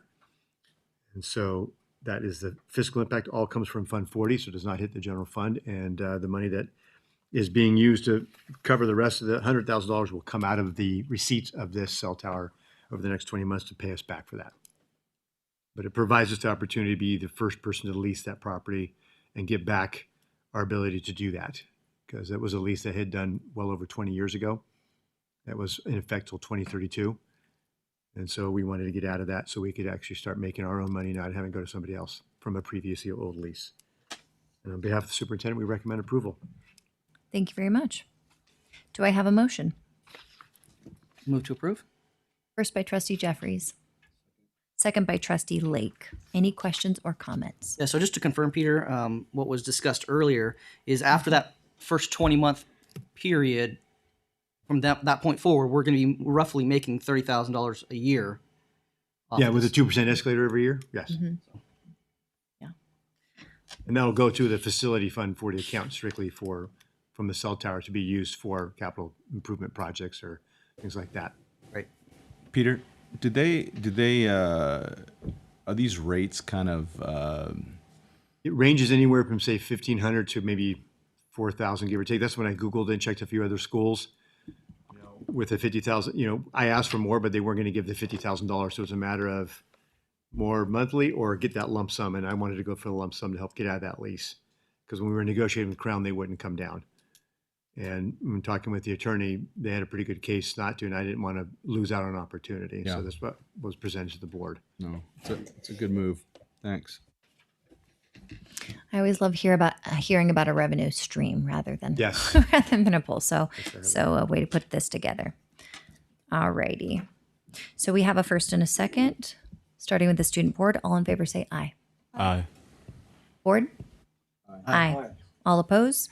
Hearing none, motion carries unanimously. Item 8.6, agreement with, I'm going to say it wrong, Sango Construction, Adult School Annex Remodel. Mr. President, so in working along with Principal Steve Casbright and Don Manning, our Director of Maintenance Operations and Facilities, we engaged, well, we got estimates from 2 different construction companies. Since this falls underneath or falls within our threshold of CUPCA, which allows us to go out for informal bid. This is a contract with Sango to do some remodeling in what we call the annex. So that where MITRE used to be housed, it's the building to the right if you're entering the adult school. Stephen's been working with the staff. They're going to put up a few walls, insulated walls, do some painting, basically upgrade the place so we can have some more offices and classroom space. This is all coming from Fund 11, which is adult school, so it's not hitting our general fund. It's all being funded through the adult school. So thank you to them for that. A little contingency on there in working with them. And so on behalf of the superintendent, we recommend approval. Awesome. Do I have a motion? I'll move to approve. First by trustee Jeffries. Second by trustee Lake. Any questions or comments? I'm just stoked that this is getting done. I remember when I was on campus last year, we're going, man, I knew that you guys were working on it. I'm glad it's coming together. Starting with the student board, all in favor say aye. Aye. Board? Aye. Aye. Motion carries unanimously. Item 8.7, resolution number 1125 through 26, designating a representative and alternate to the school's insurance group, SIG, Joint Powers Board. Yes, Madam President, pardon me for the informality, but SIG requires a resolution by our board that basically creates an alternate for us. I'm the one who goes to the meetings, but if I can't, then Steve Caminiti would be the alternate to attend the SIG board meetings. Great. On behalf of the superintendent, we recommend approval. I move approval. We have a first by trustee Underwood. Second.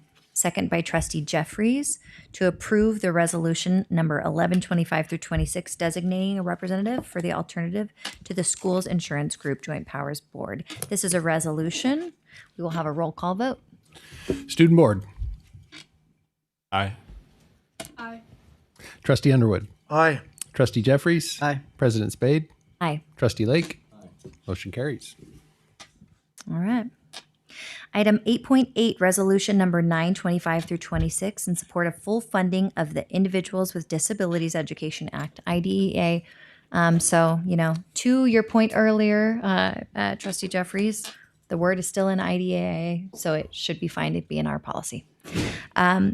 This is a resolution that we wanted to bring forward, and I don't need to summarize it if you want. I can. I'm sure y'all read it, but I think it's important. This is in support of obviously funding fully our students with disability and specifically around IDEA, and this comes from the federal government.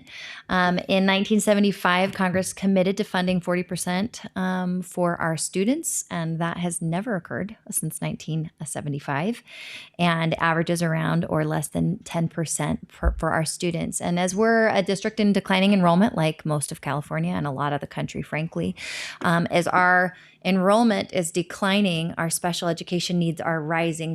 They typically are going down at the same pace or a similar pace, and they're not. And I don't know that there's any answers for that. But meanwhile, we are required to provide supports and services, and we want to provide supports and services for our students. And the pot of money to provide these services is not as great as it should be. So this is a policy to urge our local elected representatives and our state and national that we are demanding more from them. They need to be paying their fair share for our special education students. And so that's what this this resolution outlines. Do you have any questions? Madam President, if I may, this would equate to roughly $40 billion for public education. That's how much we're being short funded right now. So the bills are out there. They have bipartisan support. It would be nice to see them, take action on this. So any little bit helps. I appreciate the board bringing this forward. All right.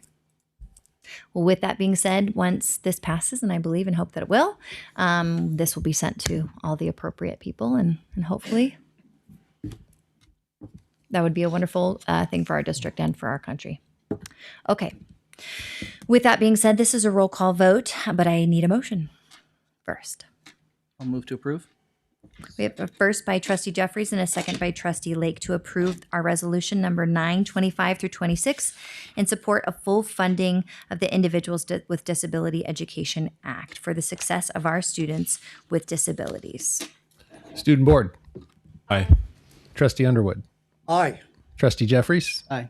President Spade. Aye. Trustee Lake. Motion carries. Thank you. Awesome. Thank you, guys. As a special education mom, I'm sure I'm unsure if any of your students did, but that means a lot to me. Okay. Resolution number 1025 through 26, enhancing fiscal transparency and accessibility. This came to me, wild hair, over the summer as I was considering some things and found that it was extraordinarily difficult to locate certain types of documents, even though they're public records. And because of that, I thought, you know what, we could do better. I found through research that there was a time that there was an attempt to bring legislation forward to require some, especially these fiscal documents, to be accessible, but they weren't, outside of PRAs, which our staff is aware. We get lots of PRAs, and it takes a lot of time and legal expenses, et cetera. And just in an effort to create some greater fiscal transparency and obviously accessibility, we thought we could do better. So I'm sure that you read this, but essentially we're going to be posting and so that our community has access and our peers in this industry have access to our financial documents without having to do a CPRA. And there are websites, which is referenced in this resolution that I drafted, that attempt to do what we're talking about, but that information is often outdated based on the timing and turnaround from CPRAs. It's often a year or more outdated. The board also received an email communication from, and I don't want to mess up his official title, but the person who collects the data for transparentcalifornia.com, and he shared his struggles with gaining access and appreciated and supported the board moving forward with this.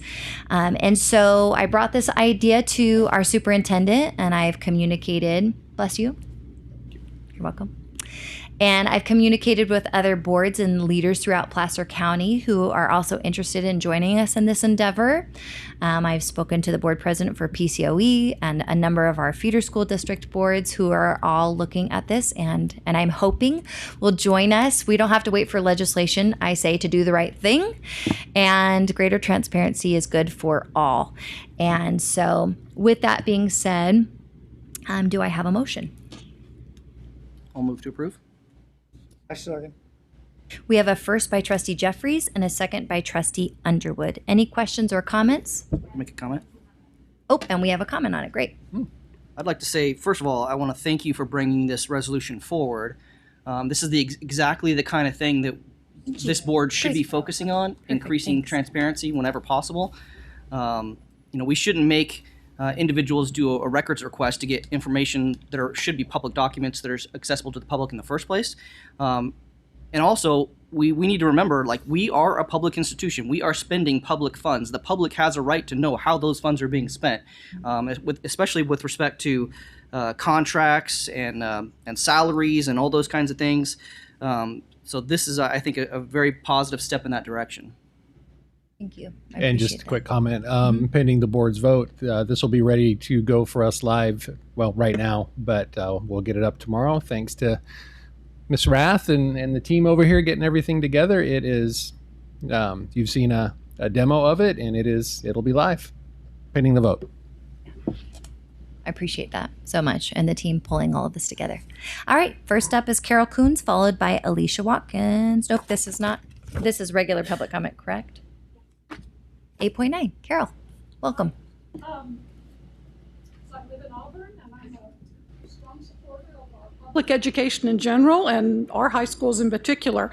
And transparency is a word used a lot by this board. I couldn't have said it better than Trustee Jeffries did in arguing for this resolution. I would just hope that it would include transparency in the legal costs paid by this district There has been the necessity of investigations conducted by our district legal counsel into several of a trustee's actions as a board member, as these actions had the potential of causing substantial financial detriment to our district through lawsuits. It was imperative that the board order these investigations.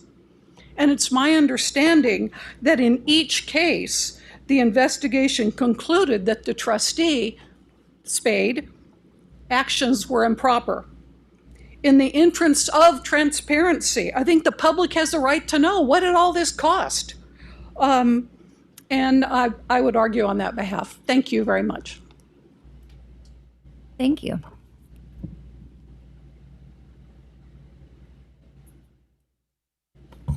All right.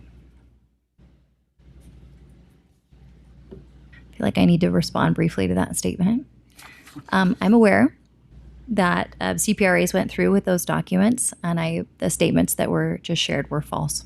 So, thank you. All right. With that being said, we have a first and a second. Superintendent O'Malley. Trustee Underwood. Aye. Trustee Jeffries. Aye. President Spade. Aye. Trustee Lake. Aye. Motion carries. Thank you very much. All right, staff reports. 9.1, proposed adoption of textbook Give Me Liberty and American History 8E Volume 2 for Del Oro High School. Welcome. Hi, how is everyone tonight? Great. So I'm here tonight on behalf of Becky Dunkel at Del Oro High School, who is requesting the first stage of adoption for Give Me Liberty and American History. This text will be used at Del Oro for the dual enrollment History 17B class. And Becky will be here at our next board meeting in November to make sure that she answers any questions about the text itself. I can tell you just through my research, it is a highly popular textbook in both community colleges and in state and university colleges. It's also written by probably the most famous historian that does textbooks of our time. In the board agenda, I gave you a list of the topics, as well as the foreword and the preface from Foner, listing the changes from the last edition. Did you have any questions at this point? Obviously, this text will be available for the next 30 days at the district office. People can contact me or just come on in whenever they would like to take a look at it. And then messages are going out. I'm working with Sarah to get it on the newsletter and with Nick to make sure it's in his weekly offerings to remind the staff and parents and students that they can come preview the text. Awesome. Thank you. Oh, one thing I did want to mention is that Becky did work very closely with the history department and the history department chair at Sierra College, and this is what they use. This is the same textbook she spoke to us about last meeting, right? No, different textbook. That was world history, so History 51. This one is for U.S. history. Okay. B, so it's from like roughly the 1850s to contemporary. Okay. Thank you. And this will be paid for through dual enrollment grant funds. Great. Grant funds? Yes. So this is a second edition or a second part? No, it's for a completely different course and it's a completely different textbook and author. You know, the volume 2 kind of throws it off. It seems like a secondary, huh? Just an update, I believe. And this is a tentative approval? So we're not taking any action on this. This is just for public knowledge, and then this will be held until the next meeting. Mm-hmm. With regards to people having access to this, I understand it's our practice to have it at the district office, but the district office obviously is like 15-ish, 20, whatever minutes from Del Oro, and because this is going to be a book at Del Oro, is there any possibility, do we only have one copy? Is it possible to have it at Del Oro for someone to access? So Becky does have a copy that the publisher provided to her. I can reach out and ask her if she'd be willing to, for the next 30 days, have it in the front office for review. If that's not feasible for her, I could always contact the publisher and ask for an additional desk copy. Sometimes they charge, sometimes they don't. Sure. Okay. I would think in the future that would definitely be a policy that we should, or a practice rather, that we should put in place. That if, especially if it's a book that's going to be adopted by a specific site, that we have a copy of that book on that site so that the parents at that location can come and see it. It doesn't really make sense to me why that would be an issue. I mean, if we're going to be ordering 40 books and now we bought one ahead of time and now we're buying 30 more and 9 more, we're like, what's the difference? Sure. So that way we're meeting the needs of the public. Because I know that, you know, when I was running for office, that's one of the things that was brought up several times by parents, is their concern about textbook adoptions and curriculum adoptions and that kind of thing. So, hey, you know, as much transparency as we can provide, the better. Sure, if that's what the board would like, we can certainly move forward with that. It certainly doesn't hurt. Right. It could only help. Yeah. I know logistics can sometimes be tricky, but I'm with you on that one, especially when it's site specific. Okay, great. Thank you so Thank you. much. All right, now to our math update 9.2. Staff will update the board on math.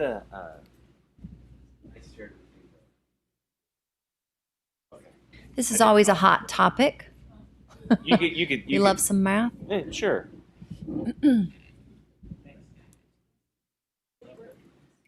All right, so good evening, board.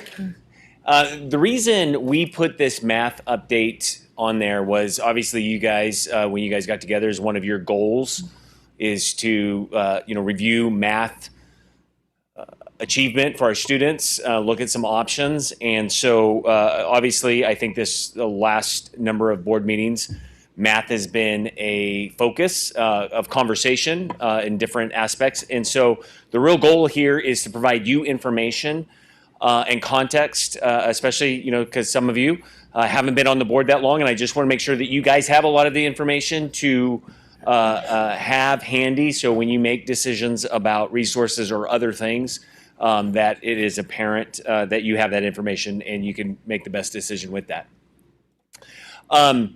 We're going to start off with grades, and I just wanted to kind of just show, and this isn't really, I don't think it's much different from any other sites in my experience and conversations that I've had with other administrators, that math is typically a lower performing subject. I don't like the way I said that right there, but more students get F's and D's in that course than the others. And that's reflective on all of our sites as well. So currently, if you look at all the grades we give to all the students, typically it's about 15% of those grades are D's or F's. In math, you'll see that it goes up to about 20% are D's and F's in that category. IM1, when you look at all of the grades, 9th, 10th, and sometimes there are 11th grades in there, it hovers around the 25% D and F rate. And then if you say 9th grade, it drops back down just slightly, averaging compared to all of the grades included in there. And one of the pieces of data that we've covered, and I think Nick's done a great job of looking at his data at Del Oro, is that students who pass IM1 in the first try obviously go on to perform really well, typically throughout the rest of their term in high school. Those who don't are the ones that typically don't make it all the way through, IM3 and get A to G and those kinds of things. IM2 tends to be a little harder course, is my understanding from both teachers that I've talked to. Not every teacher, but a lot of the teachers and also some of the students. It covers a broader range of subjects, I think. And so you'll see a higher rate there as well. And we'll talk a little bit about grades and some interesting things that have that we've done in the past that have probably led to this outcome. And then IM3 obviously goes back down.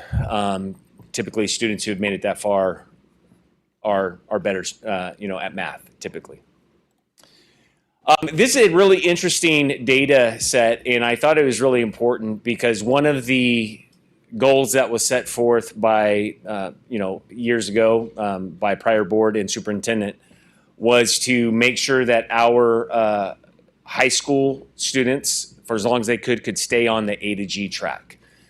We wanted students, and I say we, that was what the goal was, to keep as many students on the A to G track through their high school career. And so I just pulled this data and to show that, you know, at all of our sites, in Forest Hill, obviously lower because they have a scheduling issue, that they can't offer as many math classes to all of the students like the other schools do. Those are pretty high numbers for having juniors enrolled in a math class. Prior to that system of enrolling and pushing kids and making them stay in math classes, it was about 80 to 85% of our juniors were like 10 years, or I guess it's now 13 years ago when I first started in this district. About 80 to 85% of juniors were enrolled in a math class as a junior. So we've increased pretty substantially the amount of students that are enrolled in math class through their junior year and even into their senior year as well. Any questions on that? Yeah. So I'm looking at like Forest Hill, for example, where if you have a 3-year math requirement, where's the other 71% of the students at Forest Hill? How do they get in that 3rd year of math? 71% Forest Hill. Am I looking at that correctly? Are you looking at this? 39% at Forest Hill. So the other, IM3? that's 39% of the SED are in IM3 or higher. Oh, we're only looking at SED here. Well, the blue column says percentage of juniors in a math class. So 80% of the juniors are in a math class for Forest Hill. Oh, SED is the okay. Then the red is the juniors that are in IM3 or higher. So the red would be those who are on track for their math class. That means they've passed the math class every term. Does that make sense? Yeah. Okay. Sorry. That was, yeah. No sweat. Question for you, since we're breaking that down. Is the SED counted twice? Are they included in both the blue or the red and the yellow? So that SED would be out of, let's say Del Oro had 100 SED kids in that class. 47 of them would be in IM3 or higher, if that makes sense. I'm just wondering if they're counted twice. Like so the percentage of the juniors in the IM3 are they completely separate? They're included in the 97%. Okay. Yes. Okay. Yeah. But we separated them just to say how many SED. Yeah, I was like, I think we're counting twice, and okay. Just want to make sure I was tracking it right. So we look at the math grade. Math is consistently the course in which students struggle. I think every one of our sites have tried to come up with a way to help students in that struggle, help our teachers in that struggle. Math is also the biggest obstacle for students completing the A to G rate. If you looked back at the numbers, those IM3 pass rates are probably pretty close to what our A to G rates are at the high school. One of the biggest indicators of math success, as I mentioned last time, is passing IM1 as a freshman. And it's important to note when we talk about this, around 20% of our 9th graders fail IM1. And when you count that out, it equals about 6 to 8 sections, or at least one teacher, right? That we would have if none of the kids failed and those kinds of things. But it is, those 20% of those kids have to go back in and retake IM1 as a graduation requirement. Changing the grad requirements along with our scheduling practice has put more students in math classes, as we just have seen. And I'll talk a little bit about that as well. And also just wanted to point out that our feeder school differences, I'm not going to throw any of our feeder schools under the bus publicly, but we've looked at some data and there is some strong correlation between how they perform and how our high schools are performing from that. So there is, and I think the plan for best and some of that conversation with our feeder schools is to bring up how we can work together and help that transition from those schools into our system. That's an important point to bring up too. When you start comparing our district to Rockland or Roseville, some of the unified districts, they have an advantage over us because they have those students that they're tracking, that they're working together. They're integrated very much all the way through. A lot of vertical alignment. Yeah, exactly. Vertical alignment, exactly. So when we start to get to the point where we're comparing ourselves to other districts, we got to keep that in mind. Yeah. Now, I think there is a slide coming up that's like going to compare that. So I'll hit it when it gets there. Okay. But we've got competition and they don't have vertical alignment and they're doing better in some of the instances. So we'll stand by. We can't use that excuse for Roseville Joint Union.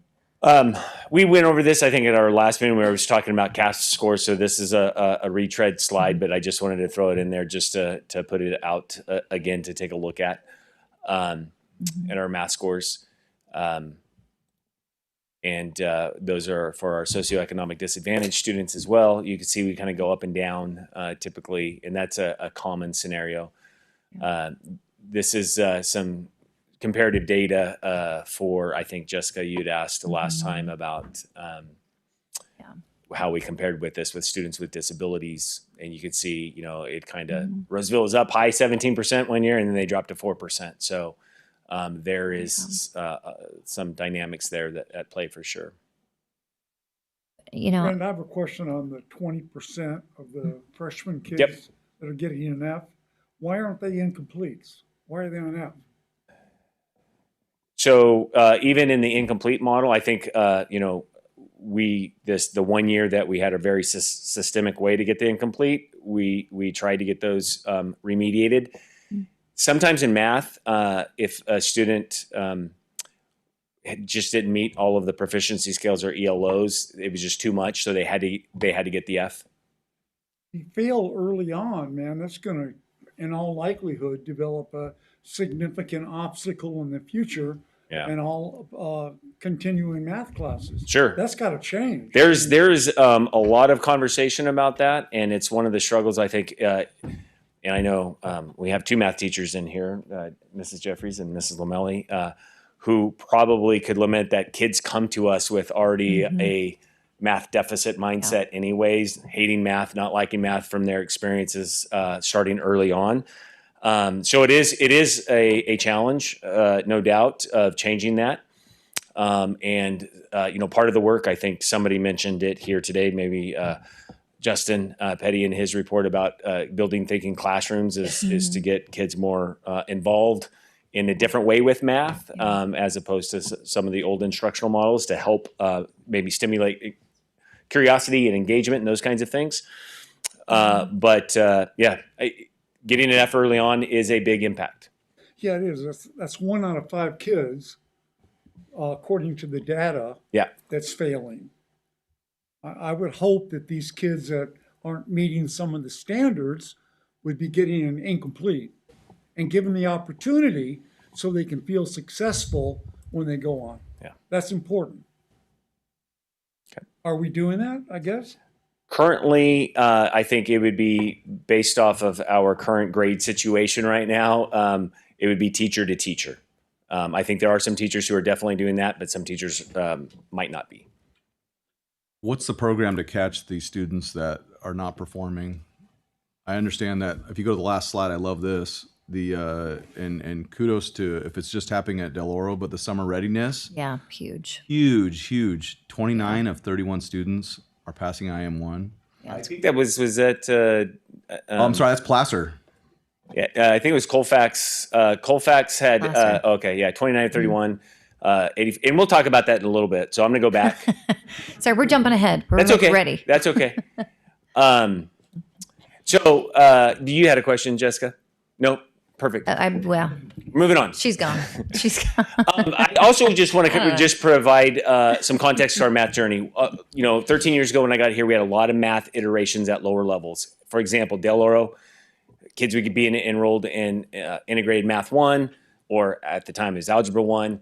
If they got between a 50% and a 70%, they would get math A credit. They would not get IM1 credit. They would get the math A credit, and then take integrated 1 the following term or the following year.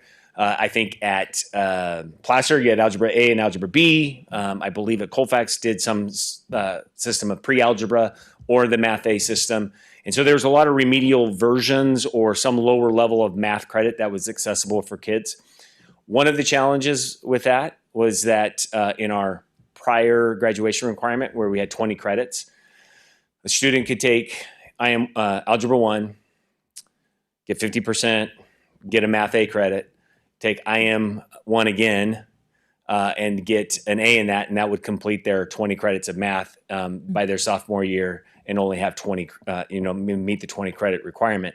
And so we felt that we wanted our kids, when they walked across the stage with a diploma, that they've had more access to math because of the importance of math and life outcomes. So that was changed by a previous board from 2 years to 3 years. And we've created an alternative third-year math, both with CTE courses that align with some mathematical practices and a career math course as well to meet those students who just can't get to IM3. We have also did a new textbook adoption.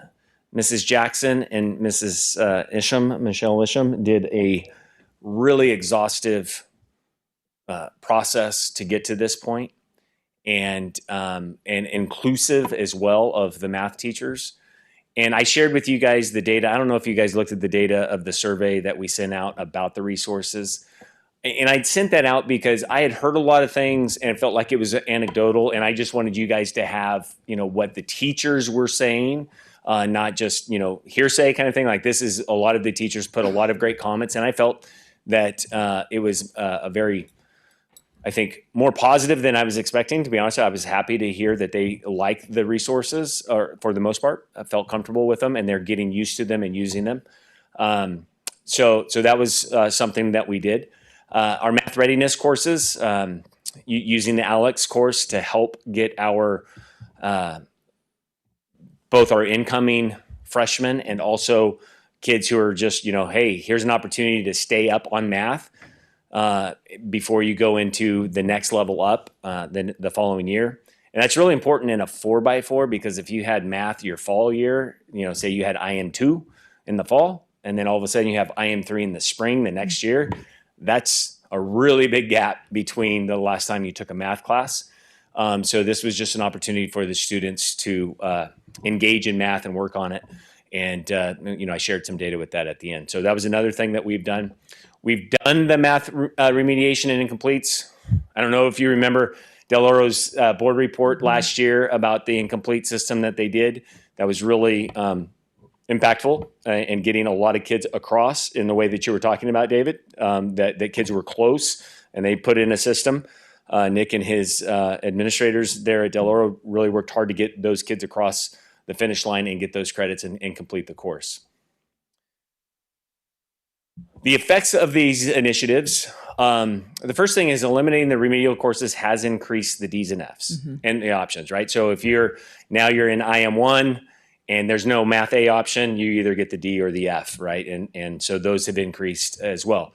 Pushing kids continuing on into the next level course has also increased that.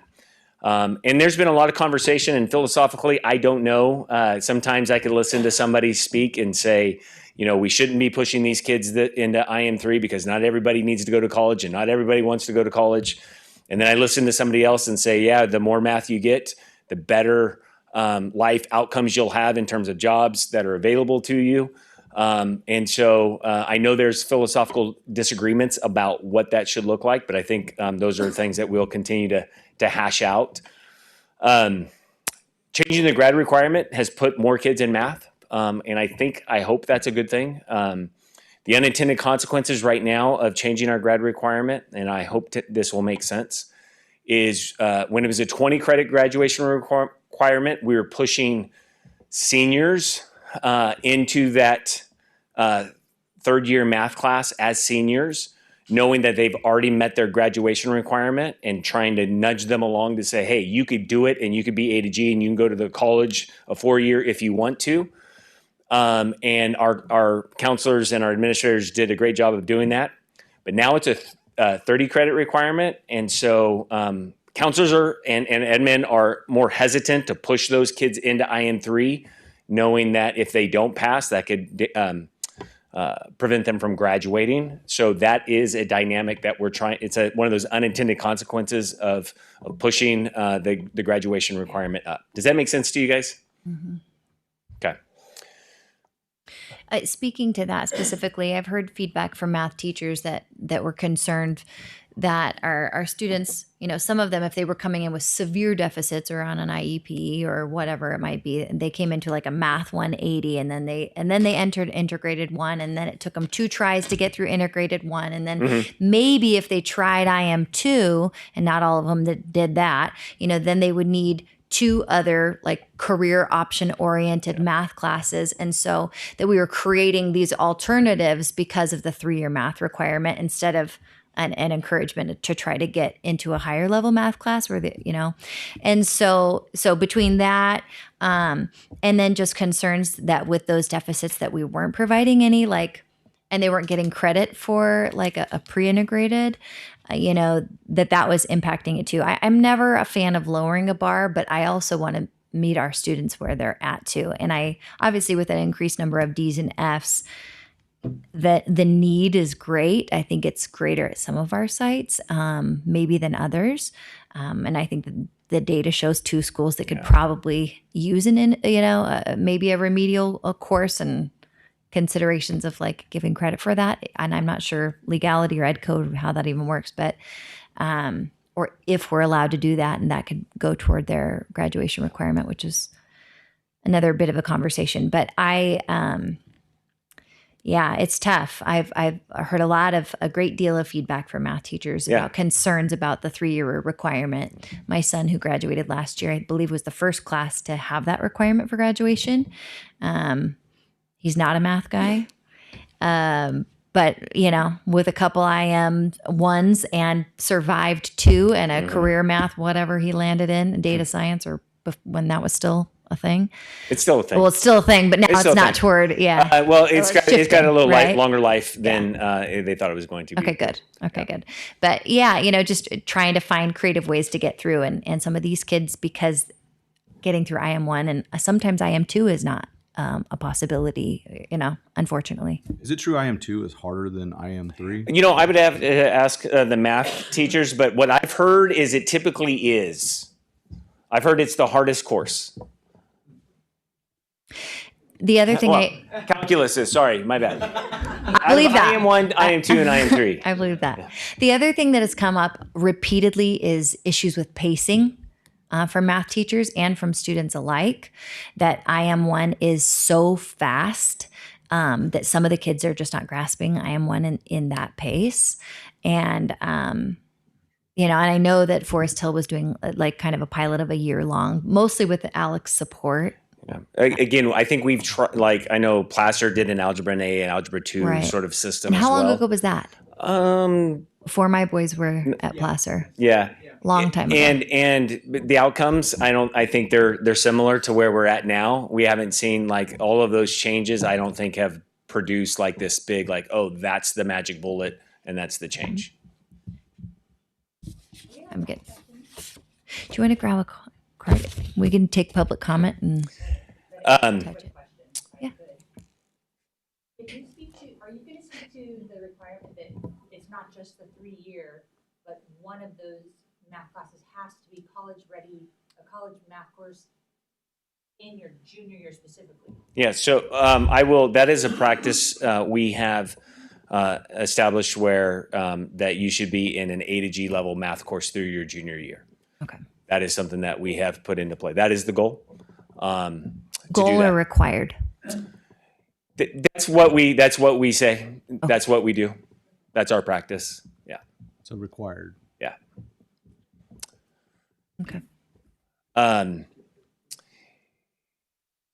The increase of D's and F's, and again, I just put that little data there, at Delaro, because I was there and I wanted to see, they had 18 D's and F's in Algebra 2 when it was Algebra 2 at the time, compared to, having 61 D's and F's and this past string in IM3. So, but a lot of that is because we're having kids try. We're having kids push into some of those classes, and that's what's happening. So, Alex and Reveal, like I mentioned, it sounds like from the data that I shared with you in the survey that I took with them that the math teachers are using the system of Alex and Reveal in some capacity, about 2 to 3 times a week, 3 times a week overall. And it felt like they had some pretty positive comments. And again, I think with every resource, whether it's Conmigo or Alex or whatever, there's going to be, it's really dependent on how the instructor individually uses it and tailors it to their instruction. And I realize my daughter's gone through it and went through Alex a couple of years, and it wasn't her favorite thing. But sometimes, it's because it's hard. When I played football, I hated squats and power cleans, but you had to do them anyways because it was important, if that makes sense. Bad analogy. But I've heard some overall good comments about those from the math teachers. Also, we did purchase an 8-year contract with Alex, so we have 6 years left on it. So it's not like it's already been paid for. So we're not paying, every year for Alex right now. And the math readiness, I think, has been a success. I think there's some correlated variables there, but again, I think it's a sign of how our sites have really spent some thoughtful action on how to address our math problem and trying to figure out a way to help our students get ready for math and work through it. So we hope to continue these programs that push kids to engage with math. I'm curious about those students that struggle. It'd be great. We have math teachers here to hear from their perspective. I remember having my kids. They've since graduated, but they struggled. They had to repeat IM 2 multiple times. But currently, are we happy with our system as far as, can we identify those students that are struggling? Are they going to tutoring? Is it available? Or is it kind of like some students work really hard to get that non-passing grade? I think there's probably a yes to all of those questions.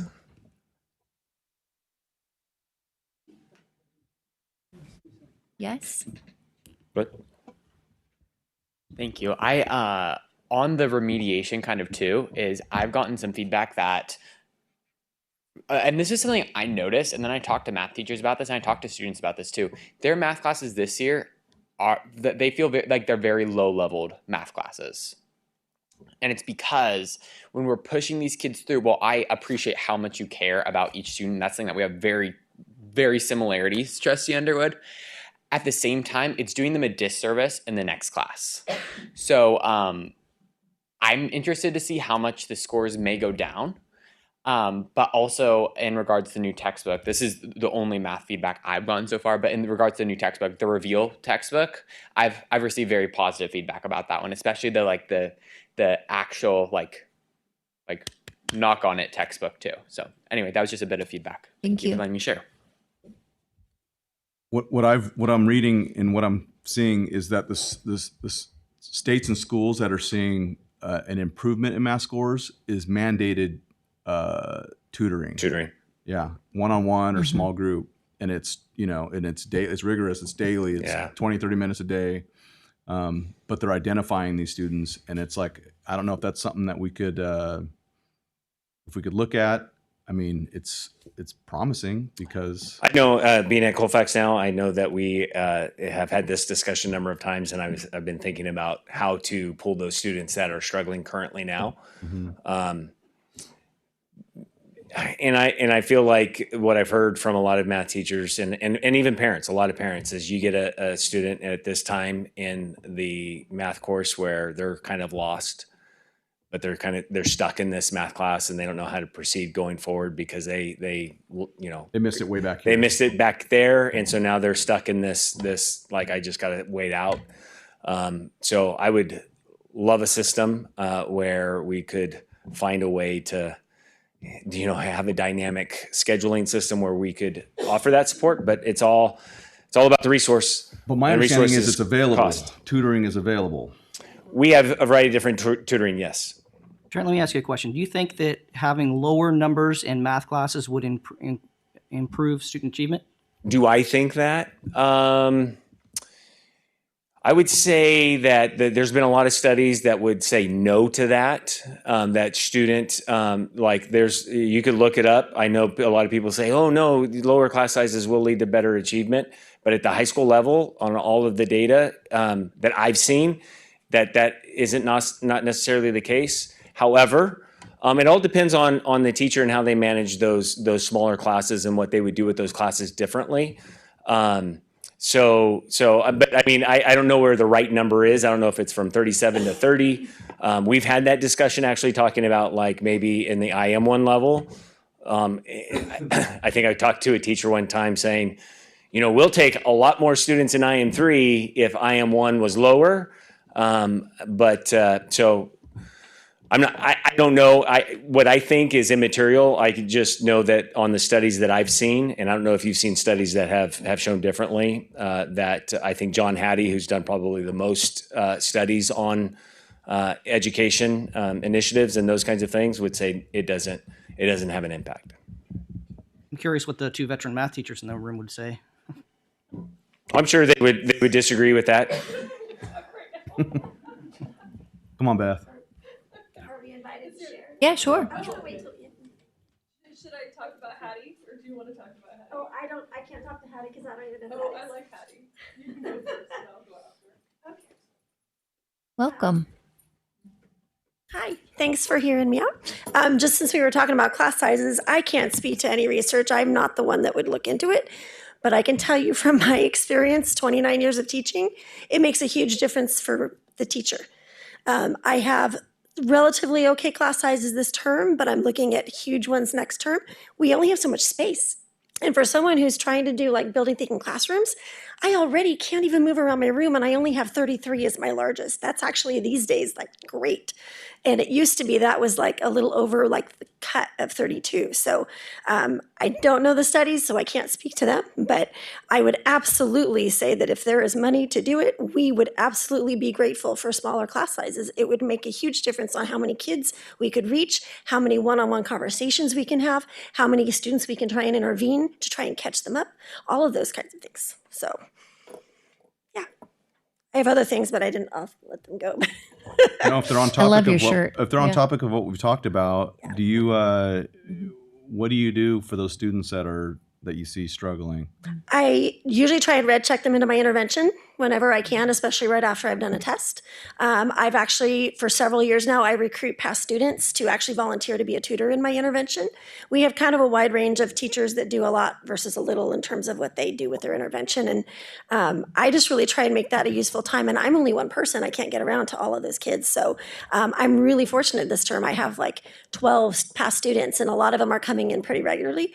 Sometimes I don't have them sit with somebody, but I at least know, hey, you need to go over your test. I'm going to have you sit with this tutor. And I kind of try and pull them in as much as I can to go over that. And for some of them, it's making a difference. So if they're trying. Do you feel like it's attended? It's well attended? Well, when I red check them, they have to be there. But other times, I feel like some students just come because they just want to do their math homework. I've considered whether I want to just block it out for people that are actually like going to do something or get remediation, or maybe I reteach a lesson. I haven't gotten that far yet. But then I think there's students that we don't have that many other options in terms of study hall and places. So kids, like, they need a place to go. I've had a lot of times in my advisory, they're like, I don't have any place to go. All my teachers are full and I don't know where to go. Like, then it starts to become like, is this a waste of time? Like, we need to maybe rethink how that's organized so that we have more room for them, I guess. And it's more organized, but that's just from my own room. Thoughts on the 3-year math requirement? I used to I just always want think honest that was feedback. standard. And then when I came here and had it 2 years, I was like, wow, that seems like a low bar. But I think after looking into it, I think that if we went back to it, I wouldn't be crying. Do I like that we're pushing students? Absolutely. I love teaching integrated 3 because a lot of those students, this is a real stretch for them. Yeah. And I love the challenge. But sometimes that's tough. And if they know for sure they're not going to need, I have to battle that conversation every day. Where am I going to use this? And you know what? You're probably not going to use the content I'm teaching. That's not what this is about. I'm teaching you to be a thinker. I'm teaching you to be a learner. How do you work through problems? How do you persevere? How do you build resilience through something that's not your specialty? So yeah, I mean, it's fine, but I think it would be nice to have some other options. And I know that it looks better to keep doors open. And I do like keeping doors open. I want students to know, like, you can get there if you work hard. But when I see students that are in my integrated 3 that don't want to be there, that we're told they had to be there, they don't want to do work, they don't do work, that brings the class dynamic down. And that's really hard. So having another place for them, or, letting them opt out if they know, parents and student are on the same page, they have this path, they know they, that they're closing that door or whatever, like, it's their education. I would hate to tell them, no, you can't do that. So. Thank you.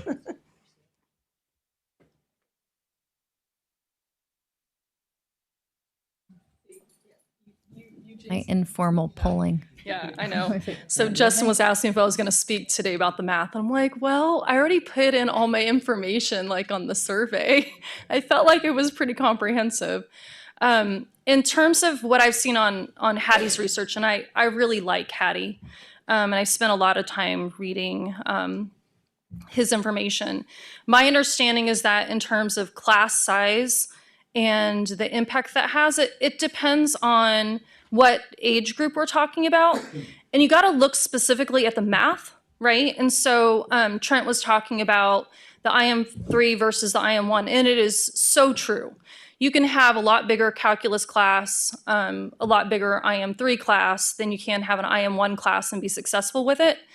And so when we're talking about the different pieces that help students the most, and I think that it's already been spoken to. It's the students have said it. I feel like the teachers have said it.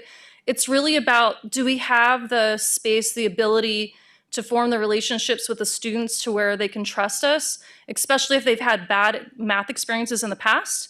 And so the model that I've seen that I like the best, we talk about tutoring being available, and we have that at all of our sites. But it is most helpful if it can be in the moment. If we can take care of the things, as soon as there's problems that crop up, we can take care of them. We have students that are all the way down at the second grade, I say seventh, not even seventh, second grade math level. And then how do we get them from the second grade math level up to where they're supposed to be? It has to be something where we're meeting them exactly where they are and guiding them through. And that can be very much an individual thing. It can be a small group thing. And so I feel like, I know we've been talking about AI, but I feel like the best way those funds could probably be used is if we had math knowledgeable tutors actually within the classes where it is needed to help them in that moment with what their needs are. So Troubleshooting here. Okay. If those individuals don't exist, maybe they do, and maybe it's our students. Maybe I think Trustee Jeffries, you're a Jeffries too, Mrs. Jeffries, shared that with her students coming in to help tutor. I mean, maybe it's utilizing the resources, right? And I know that that's happening with our tutors after school, but like you're saying, in the moment, it really needs to be which makes perfect sense to me. Yeah. But if that option doesn't exist, an Alex or a Conmigo coming in when there's only one teacher. The kids that are low, the Alex and the Conmigo don't speak to them. Yeah. It's the kids that are high that really, if they go through the entire program, they are solid when they use, and I don't know about the Conmigo actually because I haven't had kids go all the way through that, so I can't speak to that piece. Sure. But my guess is it's the same. Well, is that kids that are already independent learners are going to be able to use those programs really well and be exceptionally strong math students. But the kids that are on the low end that we've been talking about the most, they're not independent learners. So having them go through, even if you're trying to walk around and help them with the individual AI, it's not enough. Yeah. In my opinion. My 9-year-old said to me last week when we were doing his math homework, he said, "Mom," I read him the word problem. He goes, "I don't speak math." And I was all, you got a point. You got a point, buddy. You're not wrong. You're learning to speak math. Math is challenging and it has its own special vocabulary. I think reading and math, right? They're hand in hand when they don't have access to language or math language and can't define what that means. they're already out. They're already in trouble. And so I've been thinking about that this week. And obviously we talk a lot about our kids that are struggling, but I worry about these kids in the IM1 class that are ready to move, that their teachers can't move at the pace that they need to be at for them to have rigor and to be pushed academically because right, you're differentiating like to so many levels. I know teachers do it all day, every day, but this is an area we want to see improve. And I'm trying to like glean, almost 30 years teaching math. I'm like, what do we got to do? Everybody who speaks math, I think what do we need to do? Yeah, so I think part of the problem there might be too in terms of how we measure our success. So in the past, we've had programs to specifically try to help the students that are well below grade level, right? And I think they were speaking to Math A and well, we basically took IM1 at one point and split it up into two parts. We've had a few different things going. But whether we slow the pace or whether we try to make sure that there's a course prior to IM1, and I know you're talking about the Summer Academy. The Summer Academy didn't necessarily, it wasn't a magnet for students that most need it. Mm-hmm. It was kids that wanted to work on math during the summer. So then, like, I don't even know what the proportion was in terms of like the kids that really truly needed the intro to math and used Summer Academy for that versus the kids that are like, hey, I'll work on math over the summer. Because I know, for example, for sure, I had an IM2 student that was ready probably because of the work that she did during the summer as a freshman, right? She's a freshman going in. She wasn't one of those low IM1s that like I'm super worried about, right? That we're all super worried about, like, how do we help those kids learn math? We're talking about the Zoe Ordways of, hungry. Yes, that really want it, right? So I know that in the past we've measured the success of those split programs or the programs for kids that are well below grade level by then do they successfully complete IM2? And I think that is really important that they go on and do the A to G. But frankly, like sometimes I'm just like, anything that helps those kids get through the IM1 successfully, like that to me is a win as well. And I want more, don't get me wrong. But right now I feel like we've created a gap for those kids where it's not getting addressed the way that I would hope, right? That all kids can learn. So therefore, where are they and how do we get them to the next step? So yeah. One of the models that I have always liked is at Lindsay High School, where 99% of all students succeed in math, nearly 100%. And one of the things they do in their courses is for a student that is excelling, because you're probably always going to have, in my opinion, 10% of your students that are going to be high achievers in a class, always, regardless, any subject matter. Well, they have those students, in order to achieve an A, tutor the kids that are struggling. So those kids can get immediate reinforcement of learning, and you're having a connection, a social connection. But those kids are really, that's one of the things they're doing, and they have no failure, none. So I would be careful on that though, because measuring from letter grades, like I want to be frank, this year we're dealing with some inflation where we still have students that are lower than what they had been in the past. And so like when I look at the letter grades that are up there, I don't know how accurate those are as compared to, like when we talk about accuracy in comparison to past years. Like what does a C mean in a given year, or a D mean, or an F, right? You were talking about not liking the Fs, wanting the incompletes there. But then when we did that patch job, because that's essentially what happens when we have the incompletes, because they're not getting the curriculum at the same level as the kids that had the C during the actual course itself. That just saying that's what's happening. So then we end up with kids in the next level that just flat aren't as strong. And so I would be careful about measuring, hey, we have this percentage of A's. I think even though I don't like the state testing, I think having comprehensive cumulative finals. I think looking at our state testing scores are actually like probably better reflections of where we are as a district. Yeah, I hear what you're saying, but the point is, kids often can teach kids better than a teacher can teach kids. That's just a fact. I know that. I don't think we need to put that on, and I'm probably about done. I probably need to run away. But I don't think we put it on the kids as a responsibility for them to take care of the kids that are lower. I think that's unfair.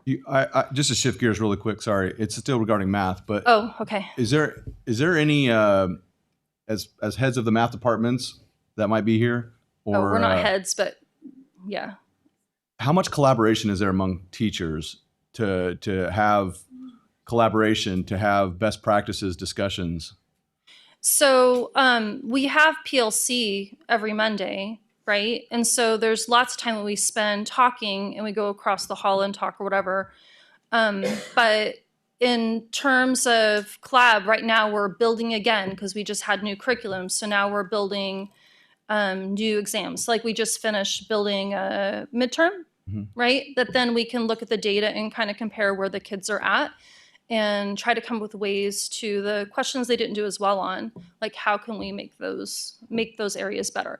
That still doesn't address our low level kids that there's that gap for, if that makes sense. Yeah. We need something more there. I can speak from personal experience, but it's painful when there are 8 or 9 math teachers at a site, and some of them are very well regarded, and it's like you're lucky if you get that class. And there's other teachers where it's like, oh man, where it's going to be a struggle, and it's, you know what I mean. And I don't know if there's if you guys have discussions amongst yourselves. I mean, teachers know. I mean, Rate My Professor's been around for 30 years. Not in high school? Yeah, it's more a college thing, but I think we're kind of jumping around because I think regardless if our math program is stronger as a whole, then it's stronger for all the students regardless of who they have. So I think focusing on like how do we take care of those gaps, how do we improve the math program as a whole would be a better place to put our energies. To your point, like I've had, I hear from community about a million things on the regular. I've had parents come to me and say, oh, my daughter's in so-and-so's class. And thankfully she was able to go to so-and-so's class after school or in intervention because she understands it better from X. Yeah. Like they were able, a different teacher that her student didn't have. And I thought, obviously hearing things a different way sometimes can definitely help. But, I always go back to, and what has been reiterated to me through former administrators in our district and is that, obviously everything starts in the classroom. So addressing like the gaps that you guys are dealing with when you're teaching, but ultimately, our teachers have to be rock stars, and they are rock stars, right? And so, the better the teaching, the better improvement overall. And how do we do that? Is it class sizes? Is it better interventions within the class? Is it the tutors? Is it, best practices or how's your class, performing better on X than mine? What are you doing? How are you saying it? Like, I don't know. I'm thinking from 1,000 different angles, just wanting to support. And I think you guys being able, not just at your site level, but we've talked about, having, cohorts or from different leaders or just the math departments from across the district, being able to have access to one another. Like, how are you finding success and things? And I don't know what that's going to look like, but we talk math a lot. And how we're going to support you all. And, you guys are the line right there with the kids. And so it's important to us, obviously. So I appreciate your insight. I would just say focus on the framework, on the big picture, and the little things will be much more likely to take care of themselves. Thank you. Can I say that it's important to remember that teaching is an art, right? And think about art when you think about art in general. Like I can look at a painting and like, that just looks like a bunch of crap thrown against a canvas. Like that's ridiculous. But somebody just paid $1 million for it. Yeah. Right. So some students are going to get along better with some teachers and teacher styles versus others, and that's okay. Should we be sharing, best practices? Absolutely. Should we be continually trying to improve our own individual crafts? Absolutely. Right. And if we're not doing that, then we're not in the right profession. And I would say that I don't know of any teacher that I've met anytime recently that's in the wrong profession. Like, we all care. We're all wanting to do the right things for kids. We're all trying to improve ourselves so that we can do a better job for kids. And as long as we provide those supports and we put our money where our mouth is, I think we have the ability to make some significant changes.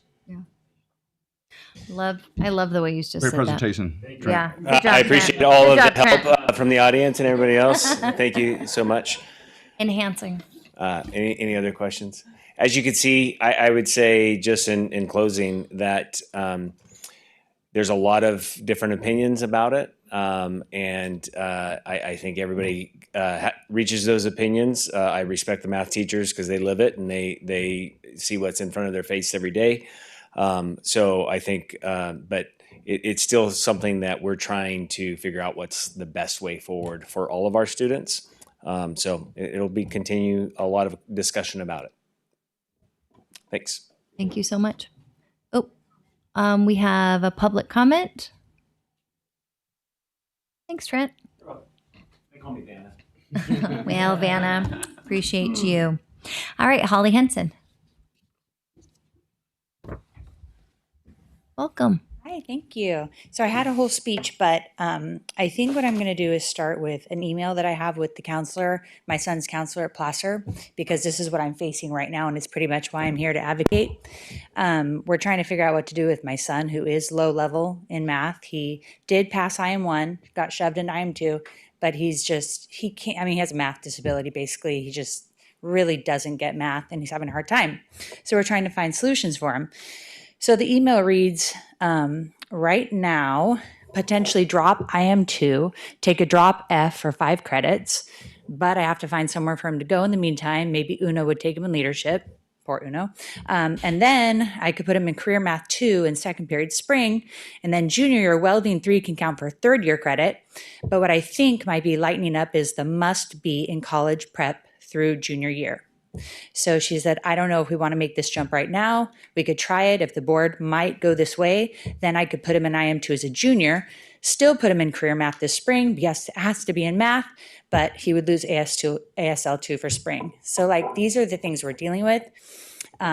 This scenario that she laid out, I was like, yeah, I like your aggressive approach. Let's do it. We'll see what the board decides. Shove him back in IM2 if he can't pass his junior year. Sorry, I get nervous talking in front of people. You're doing great. But essentially, even this plan, he would have his 3 years of math, but he wouldn't have an A through G course his junior year. So I'm like, is this really necessary? It's exhausting. I mean, I feel like I am pretty proficient in scheduling, and I kind of understand the system a little bit. But for parents that kind of don't really pay attention or have any idea what goes on, this is like a puzzle. It's exhausting, and is it necessary? I mean, I would get him through 3 years of math, but he wouldn't be in a college prep his junior year. And I just feel like that key piece to that puzzle seems, I don't know, I feel like it's really making it difficult for the roughly 40% of students at Placer that are not college bound. I think roughly 60% of students at Placer High School go on to college.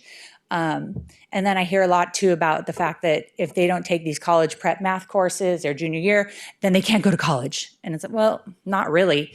You can change your mind anytime. You can go to Sierra College. You don't have to go to a 4-year university as a freshman. I didn't. I graduated UC Davis. I'm fine. There's so many options. I feel like that stipulation makes it difficult for a lot of kids. And I have a good relationship with the math teacher as well at Placer, and she's fantastic. And I think they're working so hard. So I just want to give a shout out because the math teachers at Placer are awesome. Okay, thank you. Thank you. I just want to say I agree with you, ma'am, 100%. I think getting as many students through A through G as possible is a good goal, but that's not for everyone, and there should be exceptions made, for sure. I'm one of those students. I didn't take A through G courses going through high school, and I barely made through geometry, as my wife is laughing back there. But I have a master's degree. I mean, you don't have. There's not any one way to get where you need to go. I feel like that little piece of the puzzle seems just heavy. Yeah. Hard to navigate. Yeah. No, real life. It gets very real. I feel like there has to be exceptions. Mhm. There's policy for the masses, but there's always special circumstances. And are you saying that he wouldn't satisfy a graduation requirement? Just the A through He G. would have his Just the A 30 through G. years of math, so he'd have his 30, is it 30? Do you want to come back up? Just while we're asking you questions, somebody's going to be watching online going, He what would have his 3 years of math, but the graduation requirement is that he have to be in an A through G his junior year specifically. That's not part of the graduation requirement, though. So could That's what I don't. That's why I'm here. Basically, I'm like, I don't get it. Yeah, Trent, eyeballing you. I'll try to. You want me to stay here?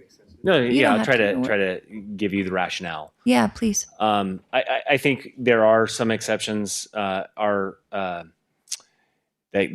have been made possibly in the past, but the idea is having this policy that we could stick to, that has been successful, because once you've let it go, then it becomes everybody has it. There's no exception. Everybody has it. And so the feeling of what the prior goals were about, maintaining everybody on track.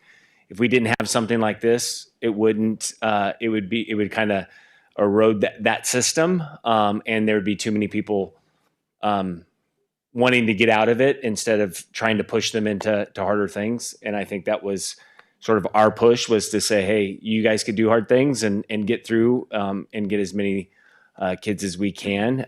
The option that they wanted, I think it stemmed from this idea that we wanted all of our graduates to have all the options available to them when they were done. Yeah. Whether it was military, whether it was junior college, whether it was a four-year college, that we didn't want them to make a decision their freshman and sophomore year of saying math's too hard and I'm just set for this. And so that was the rationale. And again, when you work from a procedural standpoint at a school, it's important to have these procedures that say, this is our practice, this is what we do. Because if you don't, then it'll get eroded really fast. And I know that has been our challenge sometimes, is to say, this is what our practice wants to be. But if we start making exceptions for it, then it becomes not really a practice anymore, and we don't have it. So that's the reality of it. I feel like I heard an anecdote recently visiting one of our sites where a counselor had suggested, I'm worried I'm going to say what happened wrong, but to pull them off A through G track, and that they were able to make that decision. And some of them were like, well, it's because they're going to inflate their A through G rates because they pulled them off track. I don't even know if that's real. I don't know. I don't live in that system. First, is that happening? Is that an accurate statement? And two, how does that impact them? Or, obviously they're still going to graduate. Yeah, I think we always start with, we want them to graduate. That becomes a thing. And I would have to talk individually to the principals and the counselors who are managing the conversations that are happening with parents. Every situation is obviously a little different. Sure. I would say that our counselors, from my experience, do not think like, oh, my A to G rates is the most important thing. That's not my experience. It is, what's best for the student at this time. But sometimes it's also pushing them and getting them to try something harder than what they've been in. So. And back to your situation, is your concern that he would not be on an A to G track? Is that what you're? No, my concern is I'm just trying to get him out of high school successfully. It sounds like that's going to happen, even though he didn't. Well, I don't know. The email kind of makes it seem that I'm under the impression that he has to be in an A through G his junior year. Must be. That is a graduation requirement. It's not a graduation requirement. It's a scheduling practice that we do. And again, that's been something that's been established of what we've agreed to do. So essentially, if I if I agreed to that schedule that I read, that he could take career math and then next year would be his junior year, he'd be in welding, he'll be fine? I can't really speak to, yeah, I didn't get all of the details of that. But you know, I would hate to discuss an individual student in this situation right now. But So I guess that's where the confusion comes from, is that Yeah. I'm under the impression that it has to be an A through G course, specifically junior year. And regardless of the 3-year math requirement, I'm fine with 3-year math requirement. I like raising the bar as well. I think it's good. Keep math on their mind. But Mrs. Jackson will be reaching out to you and meeting with you. that it has to be A through G. Yeah. I don't know. Thank you for bringing this up and having the discussion. I appreciate it. Thank you. Thank you. All right. Any other questions on that math report? That was I do want to say that I bet Peter that my report would be less than his, and I think I failed now. So wasn't your fault, I'm buying Trent. his lunch. Did you? There was a question that was asked earlier, and I Yeah. wrote it down, and I just want to make sure I address it. You all were talking about whether or not integrated 2 is harder than integrated 3. I think that depends on the student. I think that for a lot of students, it's just, for some people, the integrated 2 is harder because they're just coming from integrated 1, which has a lot of algebra. And when you get into integrated 2, it's got a lot of geometry. And if students really struggle with that visual, that's going to make it really hard. And then when they get to integrated 3, we don't have nearly as much geometry. So if they're an algebra person, then it probably will feel a little easier. But I can tell you, just content-wise, no. My integrated 3 is pretty rigorous. I always tell my students this is upper level math. It's A through G for a reason. And I don't like lowering the bar, but I will do everything in my power. I want to help you rise to it, because the hardest thing, I feel like, for a math teacher, you have to imagine that when you tell people on the streets, you're on the plane, whatever, oh, I teach math, we get really 2 different responses. Wow, you must be really smart, which that's nice, but don't ask me about any other subject. Or, oh my gosh, I was really terrible about math. Or, oh my God, I hated math. Oh my, everybody has a math story. And just try and imagine how that's like. I'm a sensitive person, so maybe it hits me more. But we are under a microscope so much more than I think even the data says it. Like, we have the highest rate of percentage of students that don't pass. And that's hard. We don't want our students to not pass, but we also don't want to lower the bar. We have this, we know students can do it. I hate hearing that I'm not to put it, I'm not a math person should go out of anyone's vocabulary. Everyone is a math person because everyone can do it, whether you need to. Totally different story. Whether you want to, totally different story. But can you? Absolutely. I believe every single student in my room can do it. But do they have the skills to get there yet? Maybe not. And maybe it's a huge stretch. And maybe it's a learning experience. I've had students before, they really work hard and they don't get there and they get the F. But they come back, and a lot of times they'll say, like, I want to be in your class again, Miss Jeffries. And I've watched a student that got the F, and she came back and she got an A because she worked hard. She wasn't there yet. Actually, she might have gotten a D. But she wasn't there, and she accepted it. She said, all right, I'm going to come back because I wasn't ready yet.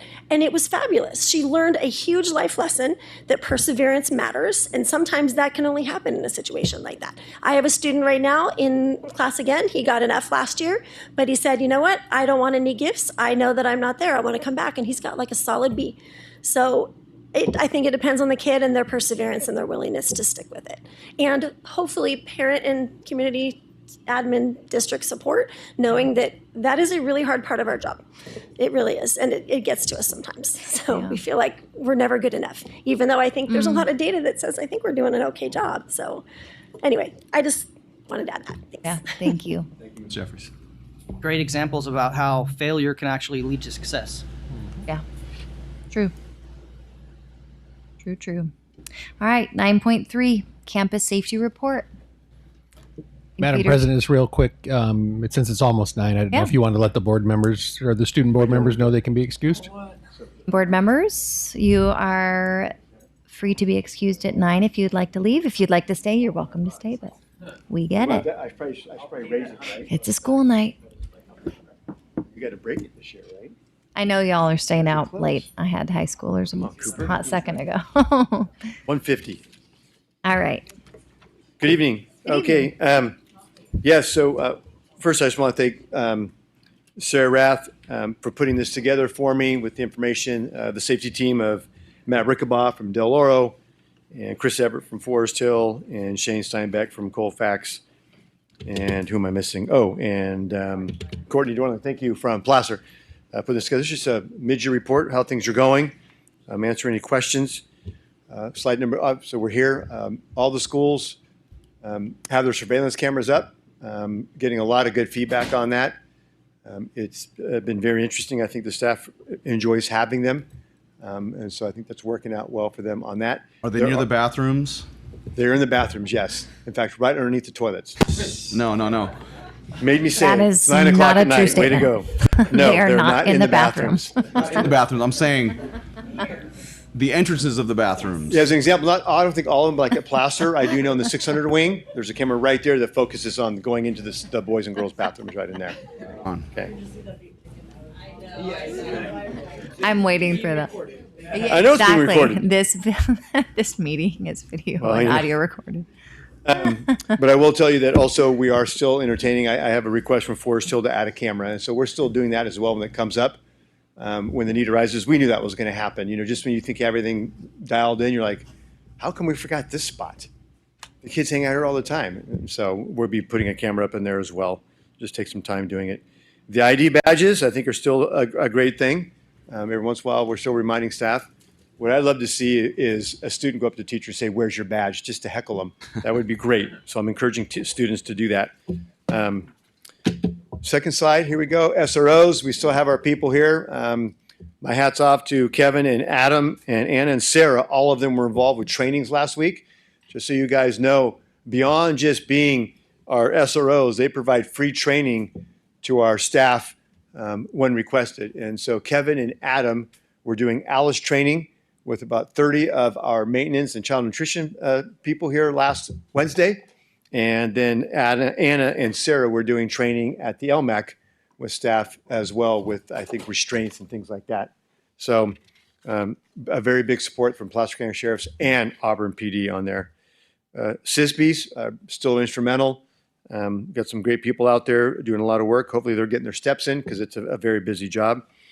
Catapult, most of what feedback we're getting is the staff, especially the safety quarters, really like it because of the system that they uses to track attendance. It reports it back very quickly.